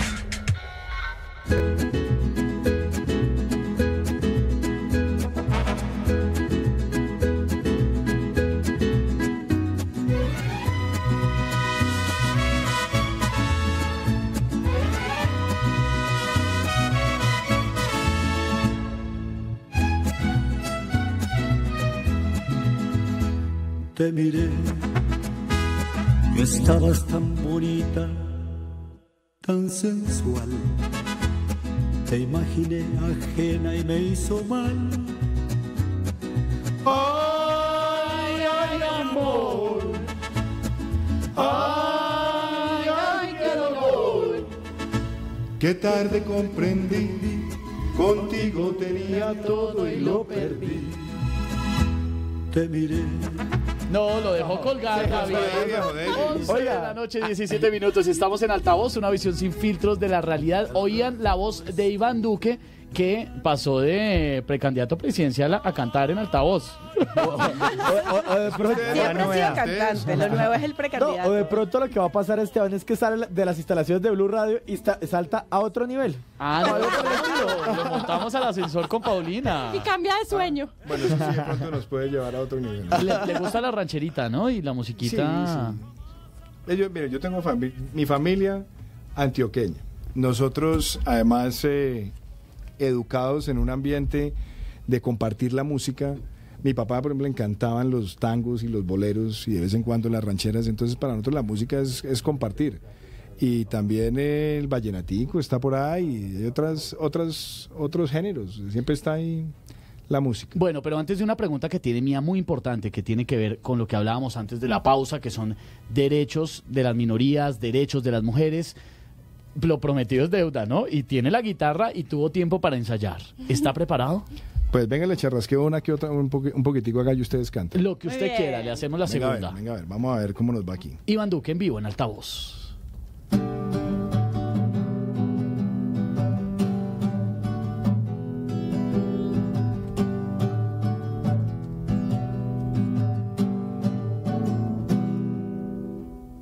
Sigan. Ah, no, arranque y lo sigo. Se lo prometo que no lo dejo solo. En algún lugar del gran país olvidaron construir un lugar donde no queme el sol y al final no haya que morir. Eso sí, no somos un poquito desastrosos, pero bueno. Hay versiones variadas acá. Lo terminamos siendo mal. Yo creo que estuvo súper. Se ratificó que es buena voz, hay un muy buen talento de voz ahí. Pero buenísimo, pero la guitarra la toca muy bien. No, ahí se hace lo que se puede, pero nunca me he pretendido ser un gran guitarrista. Pero la vida rockerita lo persigue y lo perseguirá por siempre. Pues sí, en alguna época además me llamaba mucho la atención que el rock era una forma también de hacer muchos proyectos sociales. De hecho, cuando trabajaba en el BID, en la división de cultura, que fui su jefe de división, para mí la música era un mecanismo de llegar a las comunidades y hacer proyectos de desarrollo. Y era una forma donde se integraban los jóvenes y los jóvenes recuperaban identidad, y eso permitía, por ejemplo, programas de desmovilización de mareros en Centroamérica que funcionaron muy bien gracias a la música. Bueno, y volviendo a los temas de los que estábamos hablando previamente, estábamos tratando de ver dónde se ubicaba tu ideología, cómo podemos saber qué piensa Iván Duque acerca de distintos temas para saber en qué lugar del espectro se ubica. Dale. Entonces, hay una cosa que a mí me llama mucho la atención, y es que el Centro Democrático ha utilizado términos como la ideología de género para hablar acerca de la diversidad sexual y la diversidad de género, y es algo que como feminista me ha molestado muchísimo porque es un término que no existe, y quería saber cuál es tu versión o cuál es tu posición con respecto a, en primer lugar, el aborto, que es la libertad de los derechos reproductivos de las mujeres, el matrimonio igualitario y la adopción igualitaria. Derechos todos que tenemos hasta cierto punto en este momento, pero es un tema que nos preocupa muchísimo, no solo a las mujeres, sino a todas las personas jóvenes hoy en día. Y a las personas LGBTI como yo. Por ejemplo, primer tema que ustedes plantean, aborto. Yo me defino como una persona pro vida. Yo tengo esa definición. Me parece importante decir que hoy Colombia ha llegado a unos mínimos consensos donde hay 3 causales que están aceptadas, y yo creo que hoy son causales razonables, como son la violación, peligro en la vida de la madre o malformación genética, que se aceptan como causales, y yo creo que esa es una discusión. Si ya hay esos mínimos de consenso, dejémoslo ahí. Dejémoslo ahí. ¿Por qué no extenderlo? ¿Cuál sería la razón? Porque me parece que en este momento son temas que pueden generar demasiada polarización en la sociedad. ¿Más que estar en contra de la JEP? Yo creo que hay una diferencia muy grande, Mía. Y es que aquí estamos hablando de temas de libertades individuales, pero estamos hablando también de la vida. Yo creo que la vida empieza desde la concepción. Y me defino como una persona pro vida. Y me parece a mí que las 3 causales que hoy tiene Colombia son causales que son razonables. Y debo decir una cosa, quizás vale la pena también poner en el espectro del debate algunas cosas que otros países han ido evolucionando, que son, por ejemplo, la objeción institucional de conciencia en los hospitales privados. ¿Tú estás de acuerdo con eso? Yo creo que sí, yo creo que hay clínicas privadas. ¿Se le puede negar el derecho a una mujer en ese sentido? Yo creo que hay clínicas de carácter privado que deben tener el derecho de practicar o no practicar. ¿Es la conciencia de un hombre sobre el derecho de una mujer? No, yo creo que es una discusión institucional sobre la forma en la que una institución concibe su aplicación de la medicina. Y me parece que eso es una prerrogativa. ¿El derecho a la salud va por encima de la conciencia de cualquier individuo? No, yo no creo que esté por encima de la conciencia, pero creo que si institucionalmente se concibe que la vida empieza desde la concepción y se concibe que hay unas causales que están por fuera de lo que hoy tiene la Constitución y lo que tiene la Corte, yo creo que ahí no estoy de acuerdo. ¿El trasfondo es religioso, Iván? No, siendo yo una persona profundamente católica, no. Yo soy una persona que soy católico, pero nunca hago ostentación política de mi fe. Pero yo, por ejemplo, sí creo en la separación de Iglesia y Estado a la hora de dictar políticas públicas. Y yo creo que la concepción que ha tenido Colombia en esta discusión no ha sido religiosa, ha sido una concepción jurídica, ha sido una concepción que ha tomado tiempo y que ya la Corte Constitucional la ha fijado en esas 3 causales, y me parece que son 3 causales aceptables frente a las cuales hoy el país tiene los mínimos de consenso. ¿Pero usted cree que esta discusión del tema de aborto no ha sido religiosa? Claro que ha sido religiosa, en el mundo siempre ha sido religiosa. Y la objeción de conciencia es religiosa. La objeción de conciencia institucional. Claro, ¿sí? Como en instituciones como el San Ignacio, que es una institución religiosa. Correcto, porque se autodefine como un hospital católico y me parece que difícilmente un hospital que no practique ninguna religión se va a negar a prestarle un derecho a una mujer. Seguramente, pero habrá otros donde ese tipo de opciones están abiertas. Los hospitales públicos. No necesariamente, hay hospitales privados que también lo pueden hacer, pero lo que usted está permitiendo es que haya la opción. Y las mujeres que no pueden acceder a servicios privados, pues pueden ir a los hospitales públicos y los hospitales públicos hoy bajo las causales que están reconocidas por la Corte lo pueden hacer. ¿Y tu opinión sobre el matrimonio igualitario y la adopción igualitaria? Derechos también que tenemos. A ver, yo he dicho lo siguiente, hoy en día Colombia tiene una legislación que es de alguna manera progresiva en la medida que permite que las parejas que han estado conviviendo por cierto tiempo, adquieren todos los mismos derechos patrimoniales y civiles. De acuerdo. Y eso me parece a mí que es una especie de reconocimiento de ese tipo de unión. Hoy lo establece así la ley colombiana. O sea, ¿tú no quieres que exista el matrimonio como figura específica? Pues yo creo que hay una discusión grande, porque es una discusión que religiosa. También, que no necesariamente religiosa, es una discusión de concepción sobre lo que es la definición de hogar y la definición de familia, que me parece que es una discusión supremamente amplia, que no es una decisión que un presidente le pueda imponer a un país, es una discusión colectiva. Claro, pero entonces, la Corte Constitucional ya dictaminó que existe el matrimonio igualitario. La Corte entonces, de nuevo estaríamos en contra de la Corte. La Corte ha definido eso y yo por eso he dicho que yo hoy me suscribo a lo que hoy reconoce la ley colombiana. Okay. En ese escenario, hay dos escenarios hipotéticos que podríamos plantearle mirando, eso sí, tendría que usted imaginarse el futuro. Pero imagínense, por ejemplo, Iván, por un momento, que uno de sus hijos resulta ser LGBTI o que una de sus hijas quiere abortar. ¿Cómo actuaría en esas situaciones? A ver, yo pienso lo siguiente, Esteban. Primero, yo he tenido experiencias cercanas en mi familia de familiares que se han declarado gays, que además lo dicen, lo han hecho con muchísima valentía y lo que nosotros hemos hecho como familia es apoyarlos. O sea, apoyarlos no porque pobrecito, ¿no? Sino que la familia tiene que entender, es un miembro de la familia que ha sido educado con nuestros valores, una persona que queremos y yo creo que uno no puede tratar de estigmatizar a una persona por su intimidad. En el caso, yo respeto el derecho a la intimidad. Entonces ya le ha sucedido en su familia. ¿Cómo lo manejaría con un hijo? Bueno, como lo manejamos nosotros con un primo hermano, con afecto, con amor, con reconocimiento, pero no con estigmatización, jamás. ¿Y en el caso de una hija que quisiera abortar? Pues yo te lo digo, Esteban, yo convencería a mi hija, haría todo lo posible o trataría de convencerla por no tomar nunca esa opción, porque yo, como te digo, defiendo la vida y yo creo que la vida es muy grande y que es una decisión difícil, por supuesto. Qué difícil de tener que estar en una circunstancia así, pero como padre daría todo lo posible, con afecto, con persuasión amorosa, para convencer a mi hija que no tomara esa opción. Y bueno, cambiando un poco de tema, pero manteniendo la polémica, nos preguntan a través del numeral Duque en altavoz, nos escribe Kevin Bustamante Gutiérrez, que ya nos ha hecho varias preguntas, y te quería específicamente entender tu perspectiva con respecto a todos los escándalos de corrupción que están sobre la agenda política en Colombia. Bueno, primero, nosotros tenemos que tomar una decisión como sociedad, y es de definitivamente tener cero tolerancia con la corrupción. ¿Qué veo yo? Y de pronto, déjeme, yo le echo un cuentico rápido. Una persona que yo admiré mucho en su trabajo en el Banco Mundial en temas de corrupción, que era Robert Klitker, decía: corrupción es igual a monopolio más discrecionalidad menos transparencia. Si uno lo mira así, donde hay muchos monopolios de información en el Estado, hay mucha corrupción. Donde hay excesiva discrecionalidad, hay muchos riesgos de corrupción. ¿Dónde está principalmente la corrupción en Colombia? Abusos de la contratación directa.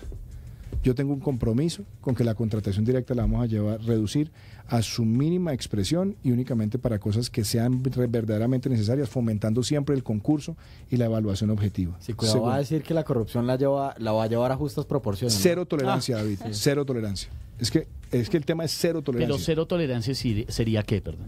Por eso le estoy diciendo dónde están los focos. Primero, los abusos de la contratación directa. Otro tema gravísimo, lo que yo llamo los carteles de únicos proponentes. Empresas que entran en colusión y se reparten un contratico aquí, un contratico allá, usted se presenta de segundo, ganamos y jugamos de esa manera y se van repartiendo la contratación. Mire la cifra que le voy a dar: 82% de los montos contratados en el Sistema General de Regalías se quedan el 12% de los contratistas. Tercer temita, los convenios interadministrativos que muchas veces se utilizan para que los parlamentarios muevan recursos de las regiones y ellos inciden diciendo quiénes son los contratistas. Cuarto, gravísimo lo que estamos viviendo en la sabana de Bogotá, los usos de los planes de ordenamiento territorial, concejales y alcaldes que los cambian para favorecer a los contratistas que los financiaron. Terrible. Pero ojo que ahí se meten enredos con los hijos de su jefe, que también se vieron beneficiados con esos cambios. Ahí estás equivocado por una sencilla razón. Primero, los cambios del plan de ordenamiento territorial que se aluden en el caso de ellos no son verdad. El plan de ordenamiento territorial se ha cambiado muchos años antes. Y además hubo un proceso de adquisición corporativa, transparente, concursal, y lo que hicieron fue desarrollar.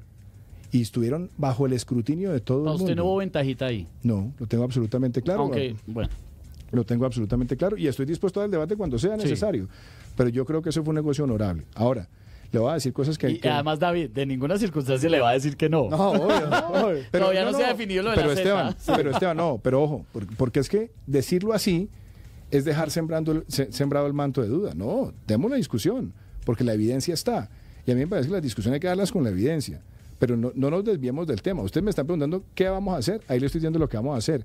Y a mí me parece supremamente importante darle un mensaje al país. Contratista, empresa, que corrompa a un funcionario. Ni la empresa, ni los dueños de la empresa jamás pueden volver a contratar con el Estado colombiano.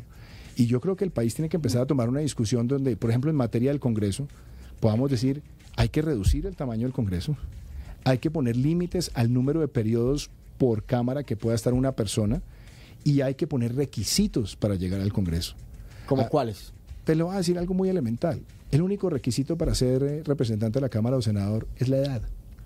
Entonces, cualquier trabajo en el que usted se va a desempeñar, le piden que sea bachiller, que sea profesional, que tenga experiencia, que tenga una cosa o la otra.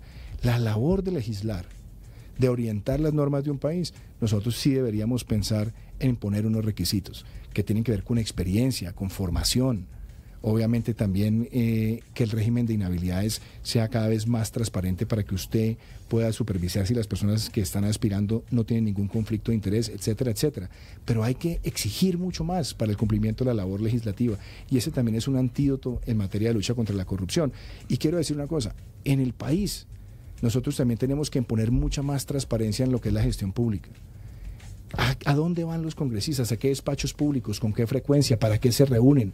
¿Qué magistrados se están reuniendo con los funcionarios? Es decir, que ese tipo de agendas sean totalmente públicas. ¿Para qué? Para que el ciudadano pueda monitorear la labor de quienes lo están gobernando. Iván, y si hilamos un poquito más delgado, uno de los partidos que se han visto más salpicados por temas de corrupción ha sido el Centro Democrático, entre otros también, pero en este hay unos casos puntuales que se han mencionado a lo largo de estos años, algunos ya han sido demostrados también, y frente a eso, esa postura también de corrupción frente al partido político y frente justamente a esos escenarios en esa arena política, ¿cómo viene? Es que, a ver, primero, nosotros como partido tenemos que predicar y aplicar.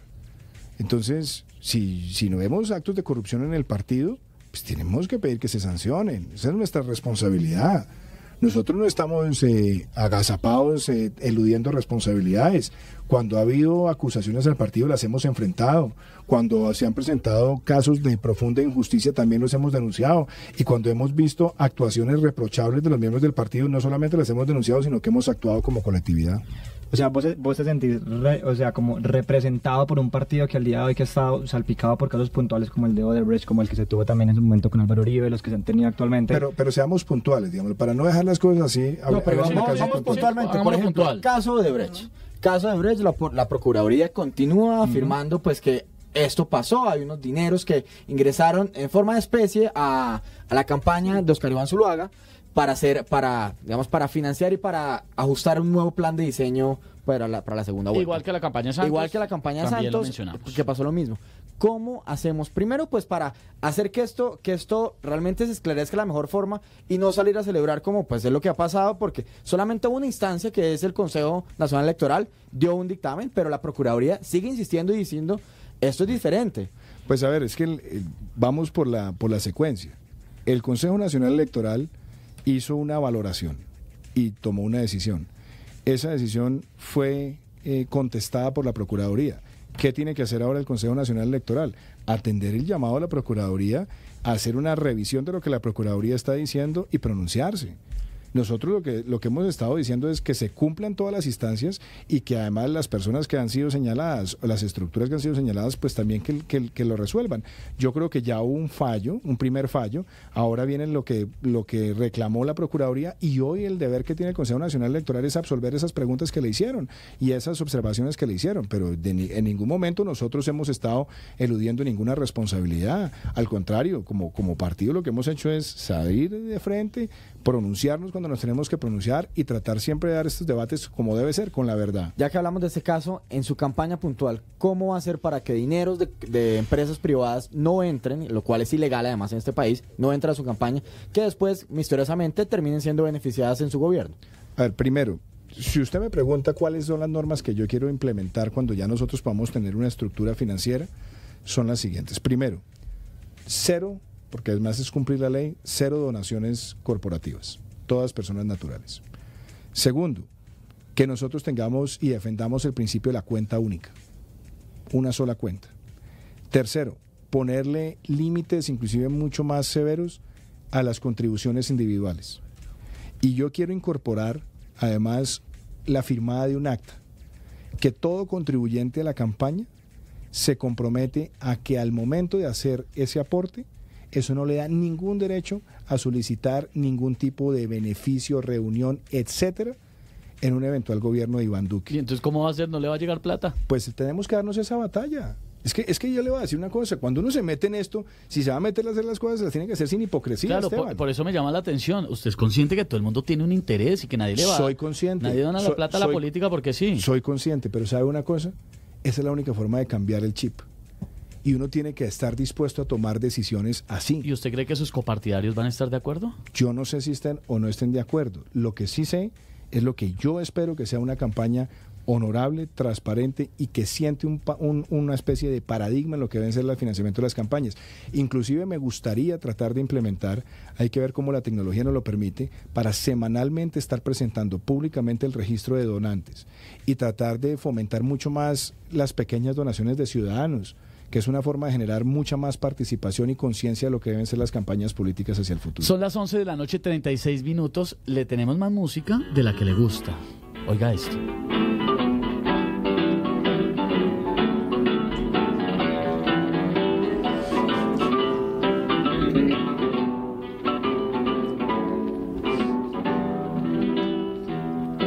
Chiflao en mi tristeza, te evoco y veo que has sido en mi pobre vida paria solo una buena mujer. Tu presencia de bacana puso calor en mi nido, fuiste buena, consecuente, yo sé que me has querido, como no quisiste a nadie, como no podrás querer. No, un aplauso. Pero tienen que saber una cosa, quienes están viendo a través del Facebook Live se dieron cuenta, pero para los oyentes que nos están acompañando esta hora en altavoz, este momento sí que lo llenó de emoción. ¿Lo vieron? ¿Le vieron los ojos? Me gustó. ¿Y la emoción vendrá por el lado de su papá? Sin lugar a dudas. Háblenos de su papá. Mi papá era... Usted tiene historias muy bonitas con su papá. Mi papá era mi mejor amigo. Ya hace 1 año y medio murió. Un vacío muy grande. Pero pues quedan esos recuerdos. Mi papá le encantaba el tango. En mi casa había cualquier cantidad de discos y libros del lunfardo. Había un diccionario del lunfardo, que son todos sus términos tangueros para uno entender las canciones. ¿Lunfardo es la jerga del tango? Es la jerga del tango, que es una belleza. Entonces, por ejemplo, hay un tango muy famoso de Gardel que a mi papá le encantaba, que se llama Por una cabeza, que es fascinante, en Argentina. A los amantes de los caballos les dicen, de las carreras de caballos, burreros. Entonces Gardel era un gran burrero y él decía hacer esa canción que es un poco inspirada pues en ese fenómeno. Y óigame esto, Fernando Sabater, el escritor, hizo un libro recorriendo todo un año las grandes derbis de caballos y tiene una especie de ensayo sobre lo que es Por una cabeza, que es absolutamente espectacular. Y así eran las conversaciones con mi papá. Conversaciones largas, hablar de la vida, hablar de los tangos, hablar de su juventud. Y pues a mí me dejó un vacío muy grande su partida, pero todos los días está presente en lo que me rodea. Además hay una historia muy especial, o varias historias que tienen que ver con su papá cuando fue ministro. Algo muy especial, un incidente sobre todo cuando lo llevó al Congreso por primera vez. Ajá. Y otro también cuando le entregó su diploma.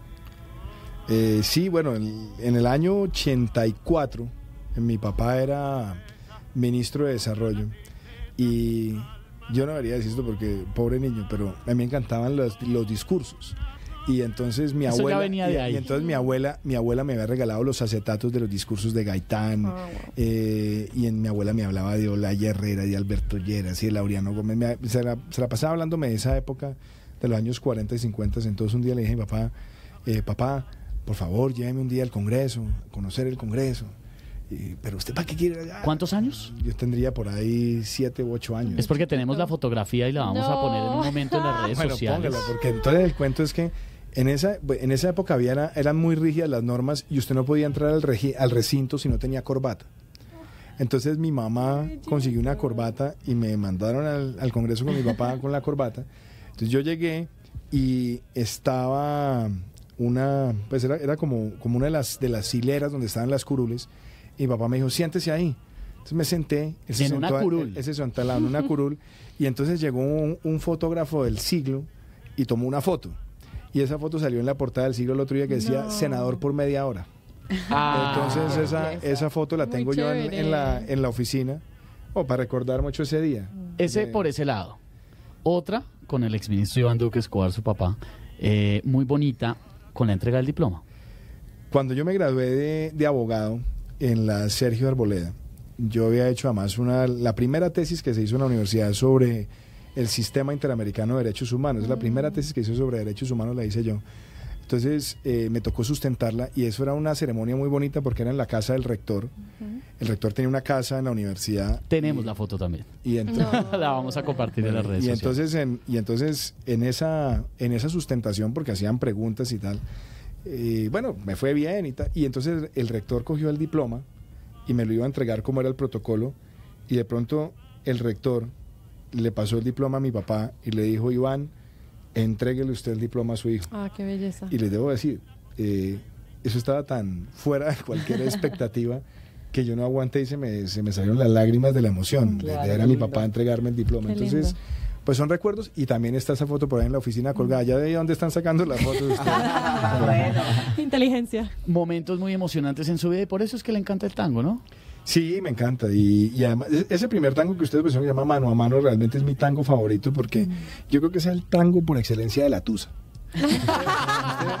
Si usted algún día está entusado, tiene que poner ese tango. ¿Qué dice la letra? Rechiflado en mi tristeza, yo te evoco y veo que has sido en mi pobre vida paria solo una buena mujer. Tu presencia de bacana puso calor en mi nido, fuiste buena, consecuente, y yo sé que me has querido, como no quisiste a nadie, como no podrás querer. No, eso es puro sufrimiento. Sí. Está para la tusa, pero para quedarse en ella. Sí. Y entonces ella lo deja, y entonces dice que el bacán que te acamala tenga pesos duraderos, que te abracen las paradas con cafichos milongueros y que digan los muchachos. ¿Qué es un caficho milonguero? Los cafichos milongueros son como los cafetines, donde entraban los enamorados tangueros a bailar muy de cerca. Se leyó el diccionario. Caficho milonguero. Ya aprendimos. Y que digan los muchachos, sos una buena mujer. Wow. Y entonces al final la canción dice, de alguna manera, el día que te haga falta una ayuda, si precisas un consejo, acordate de este amigo que ha de jugarse el pellejo para ayudarte en lo que pueda cuando llegue la ocasión. O sea, es un amigo enamorado no correspondido. Sí, es un entusado, quizás un amigo con derechos por ahí abandonado, entonces el tipo tragado. Pero es una canción bonita, es una canción, además Santos Discépolo, que es uno de las grandes figuras del tango, decía: el tango es un pensamiento triste que se baila. Uy, qué belleza. Es súper melancólico. Es muy melancólico. Sí. Bueno, llegan varios comentarios a través de las redes sociales, numeral Duque en altavoz. Muchos que lo están felicitando, muchos que por supuesto le tiran varilla. Y como siempre pasa una cosa muy curiosa, porque como en este país nos lavamos las tripas trinando y en Facebook y todo, y no tenemos la altura de comentar con argumentos en muchas ocasiones, pues por supuesto que los comentarios vulgares, ni más faltaba, jamás los vamos a leer. Los que sí me parecen interesantes y quisiera preguntarle, fueron los que leí hace un momento. Desafortunadamente no tengo puntualmente el comentario, pero sí era cuando estaba usted en un punteo con Mía y La Cosa y estaban debatiendo sobre el tema LGBT y aborto, y en ese momento saltan muchas personas que claramente le apoyan, pero a atacar al contrincante con vulgaridades o ¿A Mía? desestimando a Mía, por supuesto. No. ¿Usted qué opina de eso? ¿Qué opina de los momentos en que se exacerba el debate y se va al otro extremo? Yo siempre he rechazado la política o el debate que llega al ataque personal. A mí me parece que cuando un debate llega al agravio personal es porque ya no quedan ideas y no quedan argumentos. Y es que no quiero parafrasearlos, pero cállese, no hable mierda, cosas de ese estilo. Yo creo que esa es una forma en la que no podemos seguir dejando que los debates se lleguen a ese punto en Colombia. Yo siempre creo que lo que fortalece a un político y lo que fortalece nuestra democracia es la grandeza de los argumentos antes que la descalificación personal. Y esa es la política que yo he tratado de practicar todos los días. Yo he tenido debates muy acalorados en el Congreso, he hecho muchos debates de control político, he tenido enfrentamientos con argumentos y sobre temas, pero nunca apelando al agravio personal o a la descalificación personal. Yo creo que la premisa es siempre uno tener mucha fortaleza en los argumentos y un gran respeto por la persona. Pero ¿cómo hacemos para un poco compartir y hacer que varios colegas del Congreso se inspiren en esto? Porque uno lo que ve en estas transmisiones del Congreso es a veces muy poco de altura y muy poco de argumentos. Sí, desafortunadamente las cosas pasan, pero también hay congresistas que hacen su tarea y que argumentan bien. Ahora, yo creo, la verdad es esto, David, nosotros tenemos que ponernos una tarea en este debate electoral que viene. Démosle altura. De acuerdo. Y inclusive a mí me han hecho muchas veces ataques y cuando el ataque viene con bajeza, altura. Pero y para allá voy, y permítame leer aquí un tuit que ponen con el numeral Duque en altavoz y pregunta @Juan para Papa. Numeral Duque en altavoz, señor Duque. 1000 puntos para la arroba que está @Juan para Papa. Numeral Duque en altavoz, señor Duque, ¿cómo acabar con el ausentismo y los congresistas dormilones? Ojo que hay un dormilón de su partido que varias veces ya lo han agarrado durmiendo. ¿Cuál será? Es que como varios. ¿Cuál está pensando usted? José Obdulio duerme plácidamente en el Congreso. Obdulio. Duerme plácidamente. Pero ya está de edad, tampoco es la monte. No, pero véale. No hay razón. No, Esteban. Él por ejemplo, esto no puede oírlo. No, ni abajo. No, pues no se para para dormir. Pues. Válido, el horror. No, pero hay una cosa que ahí no hay que tomar en broma, y es todos estos señores van al Congreso con nuestros impuestos y el salario de todos ellos es con nuestros impuestos. Entonces, pues, ni más faltaba, deben ir a dormir. Total. Yo le voy a decir una cosa. Sí, eso sí. Primero, el tema del ausentismo, a mí verdad, me parece una vergüenza.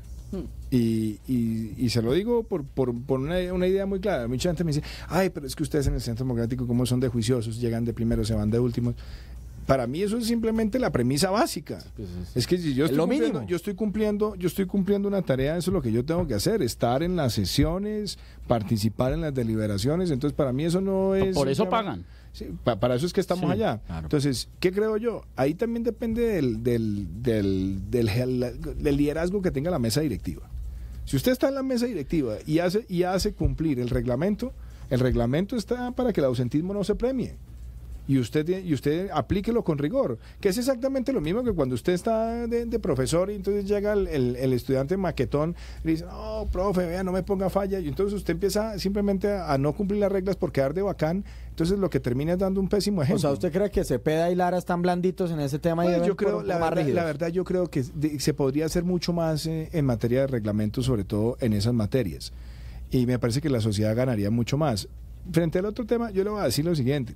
Yo no sé, pues la verdad yo nunca lo he visto jamás dormir, pero le voy a decir una cosa al senador. No, yo tampoco, pero he visto fotos. Pero le voy a decir una cosa a José todos hemos visto. Pero le voy a decir una cosa a José Arturo Gaviria. Es uno de los senadores más destacados de nuestro partido. Uno puede estar de acuerdo o en desacuerdo con él. Eso yo se lo respeto. Pero es una persona con rigor académico, con compromiso y con mucho talento argumental. Y me parece que ese tipo de parlamentarios, como se dice, usted puede estar en acuerdo o en desacuerdo, es el tipo de parlamentarios que enriquecen un debate democrático porque son debates profundos y serios. Claro, cuando son profundos y serios, porque también hay unos que se roban el show, pero haciendo payasadas. De acuerdo, y eso sí, también el elector sabe qué actitud va a tomar. ¿Será que sí sabe o será que nos falta madurez electoral? Yo creo que nos dejamos llevar por el que hace el show, o el que grita, y estoy hablando de todos los sectores. Hay gente que hace show seguramente, pero yo lo que le puedo decir es, en la bancada nuestra, nosotros tenemos gente extraordinaria, personas que han presentado proyectos, que hacen debates, que dejan constancias, que cumplen el papel que debe ser un congresista. Y uno de mis mayores orgullos como miembro del Centro Democrático, nosotros llegamos al Congreso en el año 2014 como una bancada. Ese año fuimos reconocidos como bancada, como uno de los personajes del año, por el desempeño que nosotros hemos tenido en el Congreso. Como le digo, usted puede estar de acuerdo o en desacuerdo, pero una bancada que tiene disciplina, una bancada que es propositiva. Nosotros hemos presentado muchos proyectos de ley, inclusive desde la oposición hemos sacado 8 o 9 leyes de la República, que desde la oposición no es fácil, y que estamos participando en debates constantemente, y una premisa donde hay crítica propuesta. Yo creo que es algo que a nosotros nos hace muy orgullosos de ser miembros del Centro Democrático. Nos quedan pocos minutos y todo el mundo tiene preguntas. Hay preguntas en numeral Duque en altavoz, entonces le propongo algo.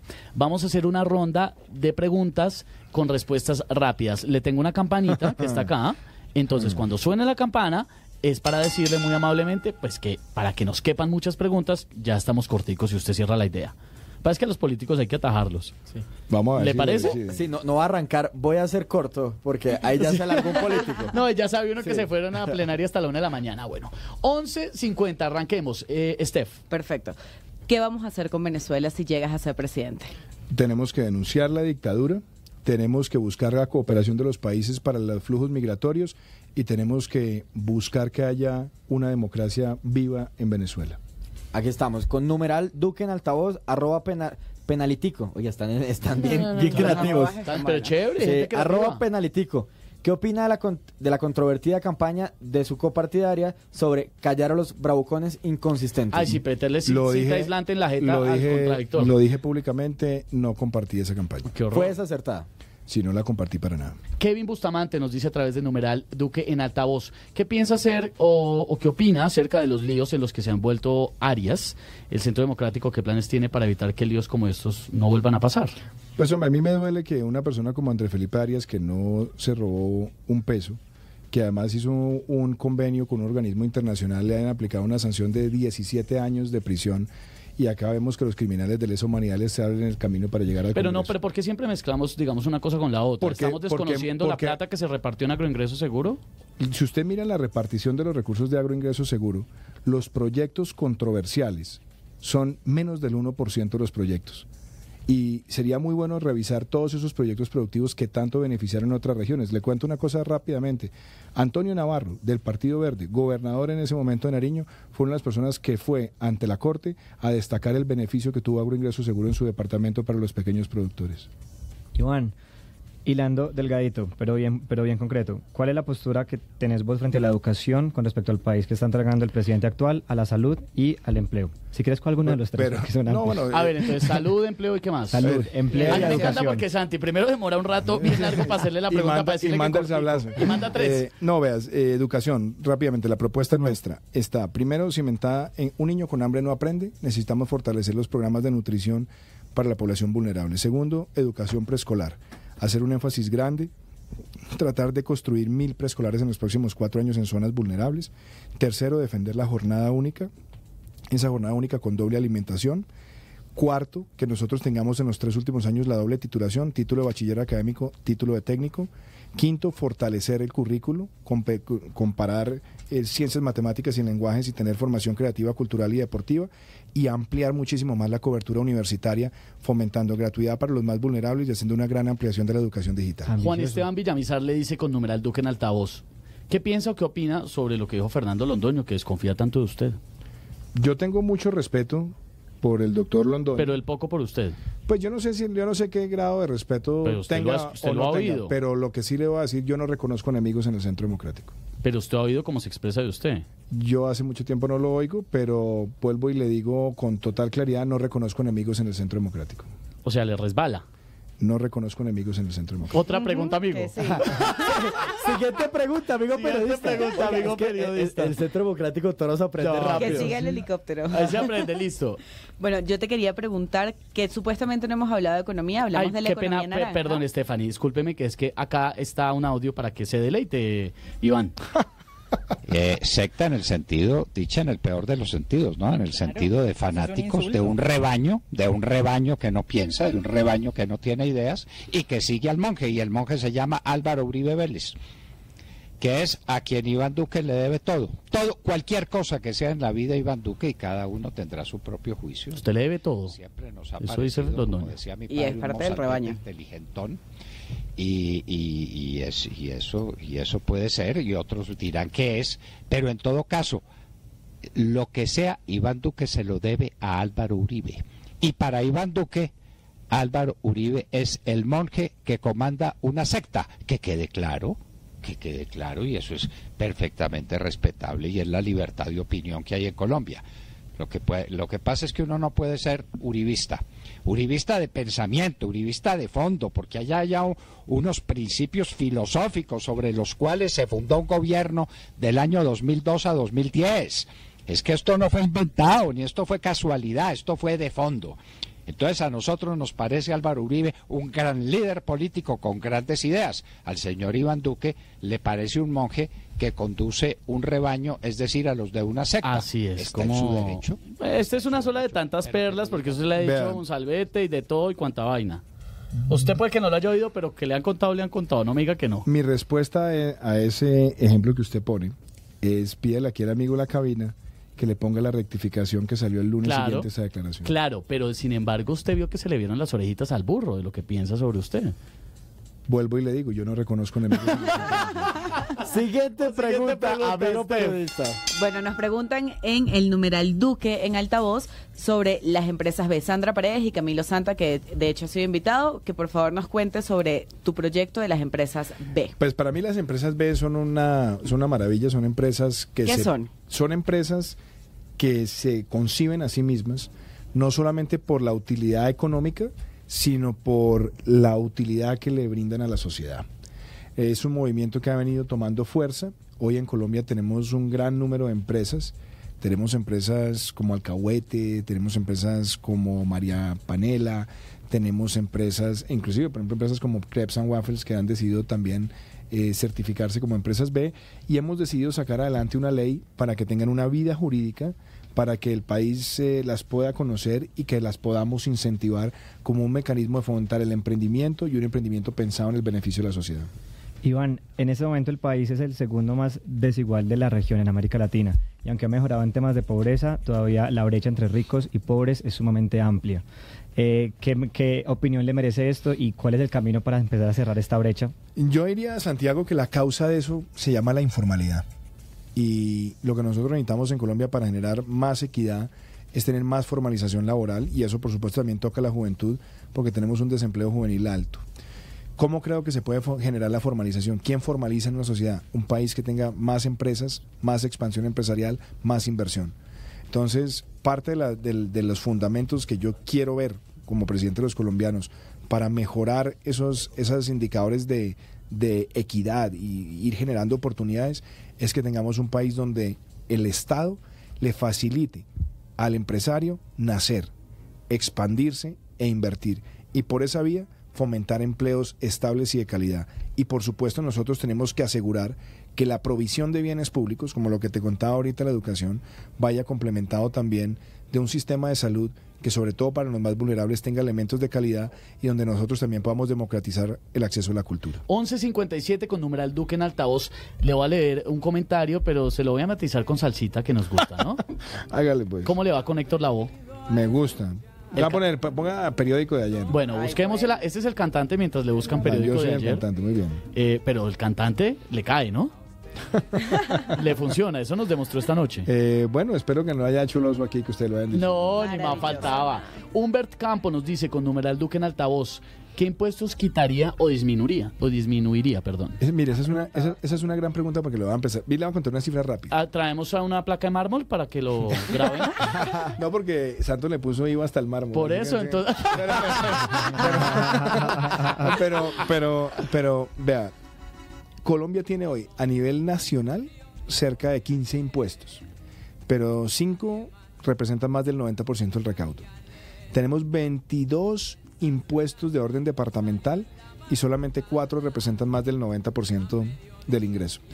Y tenemos cerca de 40 entre impuestos, tarifas, tasas y sobretasas a nivel local, de los cuales 6 representan más del 90%. Entonces, primer mensaje, simplificar. Segundo, si nosotros eliminamos el derroche, los gastos innecesarios, si hacemos una reforma a la administración pública, si reducimos la evasión en un 50%, yo tengo como meta que nosotros podamos bajar los impuestos de las empresas y diferenciar los impuestos entre la micro, la pequeña, la mediana y la gran empresa para que haya más formalización empresarial. Entre otras cosas, óigame esto, según cifras del BID, en Colombia el 43% de los negocios no tiene registro mercantil, es decir, hay una informalidad. Si nosotros generamos esa diferenciación, bajamos las tarifas y facilitamos, como lo que le decía a usted, la ventanilla única de comercio y emprendimiento, y le quitamos tantos trámites, la idea nuestra es que tengamos un país donde las empresas sientan que el Estado les está ayudando a crecer y a ser exitosas y no a verlas simplemente como una vaca lechera que las exprime en función de los ingresos fiscales. ¿Cómo hacemos para recuperar los beneficios, por ejemplo, que le dio a los jóvenes la ley Pro Joven, pero se los quitó después con la reforma tributaria? Es que esas son las cosas absurdas, David, porque acá nosotros terminamos borrando muchas veces con el codo lo que hacemos con la mano. Entonces, por ejemplo, decían, vamos a estimular la ciencia y la tecnología. Muy bien, listo. Tenemos hoy 80,000 desarrolladores de aplicaciones móviles en Colombia. Eso no es una cifra despreciable, es una cifra importantísima. Y entonces decimos, ahora vamos a empezar a cobrar por los planes de datos. Por Dios. Nosotros, si queremos realmente fomentar ese emprendimiento tecnológico, lo tributario también puede ser un gran disuasor para que las cosas no se hagan. Entonces, mi visión es tener un sistema tributario que sea pro competitividad, pro ahorro, pro inversión, pro productividad y pro formalización. ¿Y cómo hacemos para tener todo eso y aún así mantener un Estado que ve proveer educación, salud, etcétera? Tenemos que ser un Estado mucho más eficiente, Mía. Es que, por ejemplo, nosotros estamos gastando muchísimos recursos y los estamos focalizando mal. Okay. Entonces, la focalización del gasto público tiene que ser cada vez más eficiente y pensando en los más vulnerables. Y por otro lado, eliminar todos los gastos innecesarios y ganar eficiencias en la administración pública. Le envían mensajes de varias partes. Mari Mercedes Rodríguez le escribe de Los Ángeles, California. Muchas personas, muchos Duque Believers lo están apoyando, le envían sus saludos. Por supuesto, los que no están de acuerdo también le hacen muchas críticas. Me alegró ver que después del llamado de atención se pusieron un poco más respetuosos, porque eso lo vamos a hacer continuamente en Altavoz y en Blue Radio. Invitarlos a la crítica con respeto. Entonces ahí se puede deletar en un ratico porque esto queda en la página de Facebook de Blue Radio. Usted lee las flores, muchas flores, debo admitirlo, debo decirle que le mandan flores de todas partes. También, por supuesto, ahí van sus varillazos, pero más que eso, gracias por habernos mostrado otra faceta de su vida, chévere. El Iván Duque rockerito, el que hincha de la América, ¿no? Hincha de la América, pero con todo el amor y la devoción. Y no sufre mucho. Sufriendo ahorita. Mire, eso para que me lo anote ahí es una prueba de mi lealtad. Pero es cachaco, ¿no? Eso lo va a poner dentro de la hoja de vida para presentarse entre los candidatos. Hincha de la América a capa y espada. Pues lo voy a decir, yo nací en Bogotá de familia, mi papá antioqueño. Y porque yo, pues, tú sí tienes un deje paisa. Pues es que mi corazón está partido. Es que usted es porque nació acá, pero usted es casi paisa. No, pues es que yo, es que eso está en mis venas, en mi alma y todo. Y también debo decir, yo tengo un pedazo de mi corazón muy grande, porque mi mamá nació en Ibagué y tengo una familia tolimense a la que también le debo esa influencia musical, claro. Porque mi bisabuela, que vivió hasta los 106 años, tocaba tiple, cantaba, declamaba. ¿De dónde era tu bisabuela? Razón. Ella nació en Ibagué, pero la familia de ella era originalmente de Chicoral. Okay. Entonces, mi amor, pues, o sea, Antioquia está en todo, y el Tolima, pues, por supuesto, también es una parte importante, y debo decir, Bogotá, pues es el lugar donde yo he hecho mi vida, donde yo nací, donde tengo mis amigos, entonces también tengo ese amor por esta ciudad enorme, y todo lo que tenga que ver con Bogotá siempre me interesa muchísimo. Son las 0:02. Iván Duque, el precandidato presidencial del Centro Democrático, nos ha estado acompañando esta noche en Altavoz. Hemos conocido varias facetas de su vida, hemos hablado de todo, la hemos pasado bueno, pero sobre todo le hemos abierto de nuevo, David, el espacio a una persona que aspira a ser presidente de Colombia para que nos diga qué propuestas tiene para los jóvenes y para la ciudadanía. Sí, Iván, mil gracias por este espacio donde le pudo contar a los jóvenes de Colombia qué quiere ofrecerle, qué les va a proponer y los mejores éxitos. Esperemos que una Z por ahí no le dañe el caminado. Bueno, yo me quedo con la I.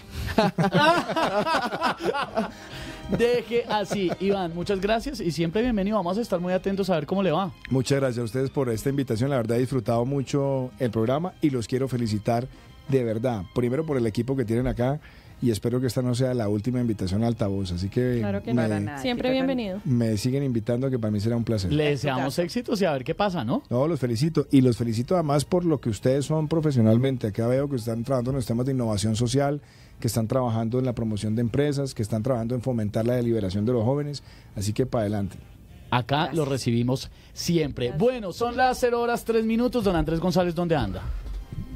Don Esteban, buenas noches, ¿cómo le va? Bien, ¿qué ha pasado la última hora? No, tenemos información acerca de lo que está pasando con diferentes rellenos sanitarios en el país. ¿Oyó Iván Duque tocando guitarra y cantando? Sí, raro verlo en esa faceta, la verdad. De cantante. ¿Por qué, hermano? ¿Por qué? Porque siempre lo vemos en el Congreso allá con mano firme. Bueno, corazón, pero corazón grande.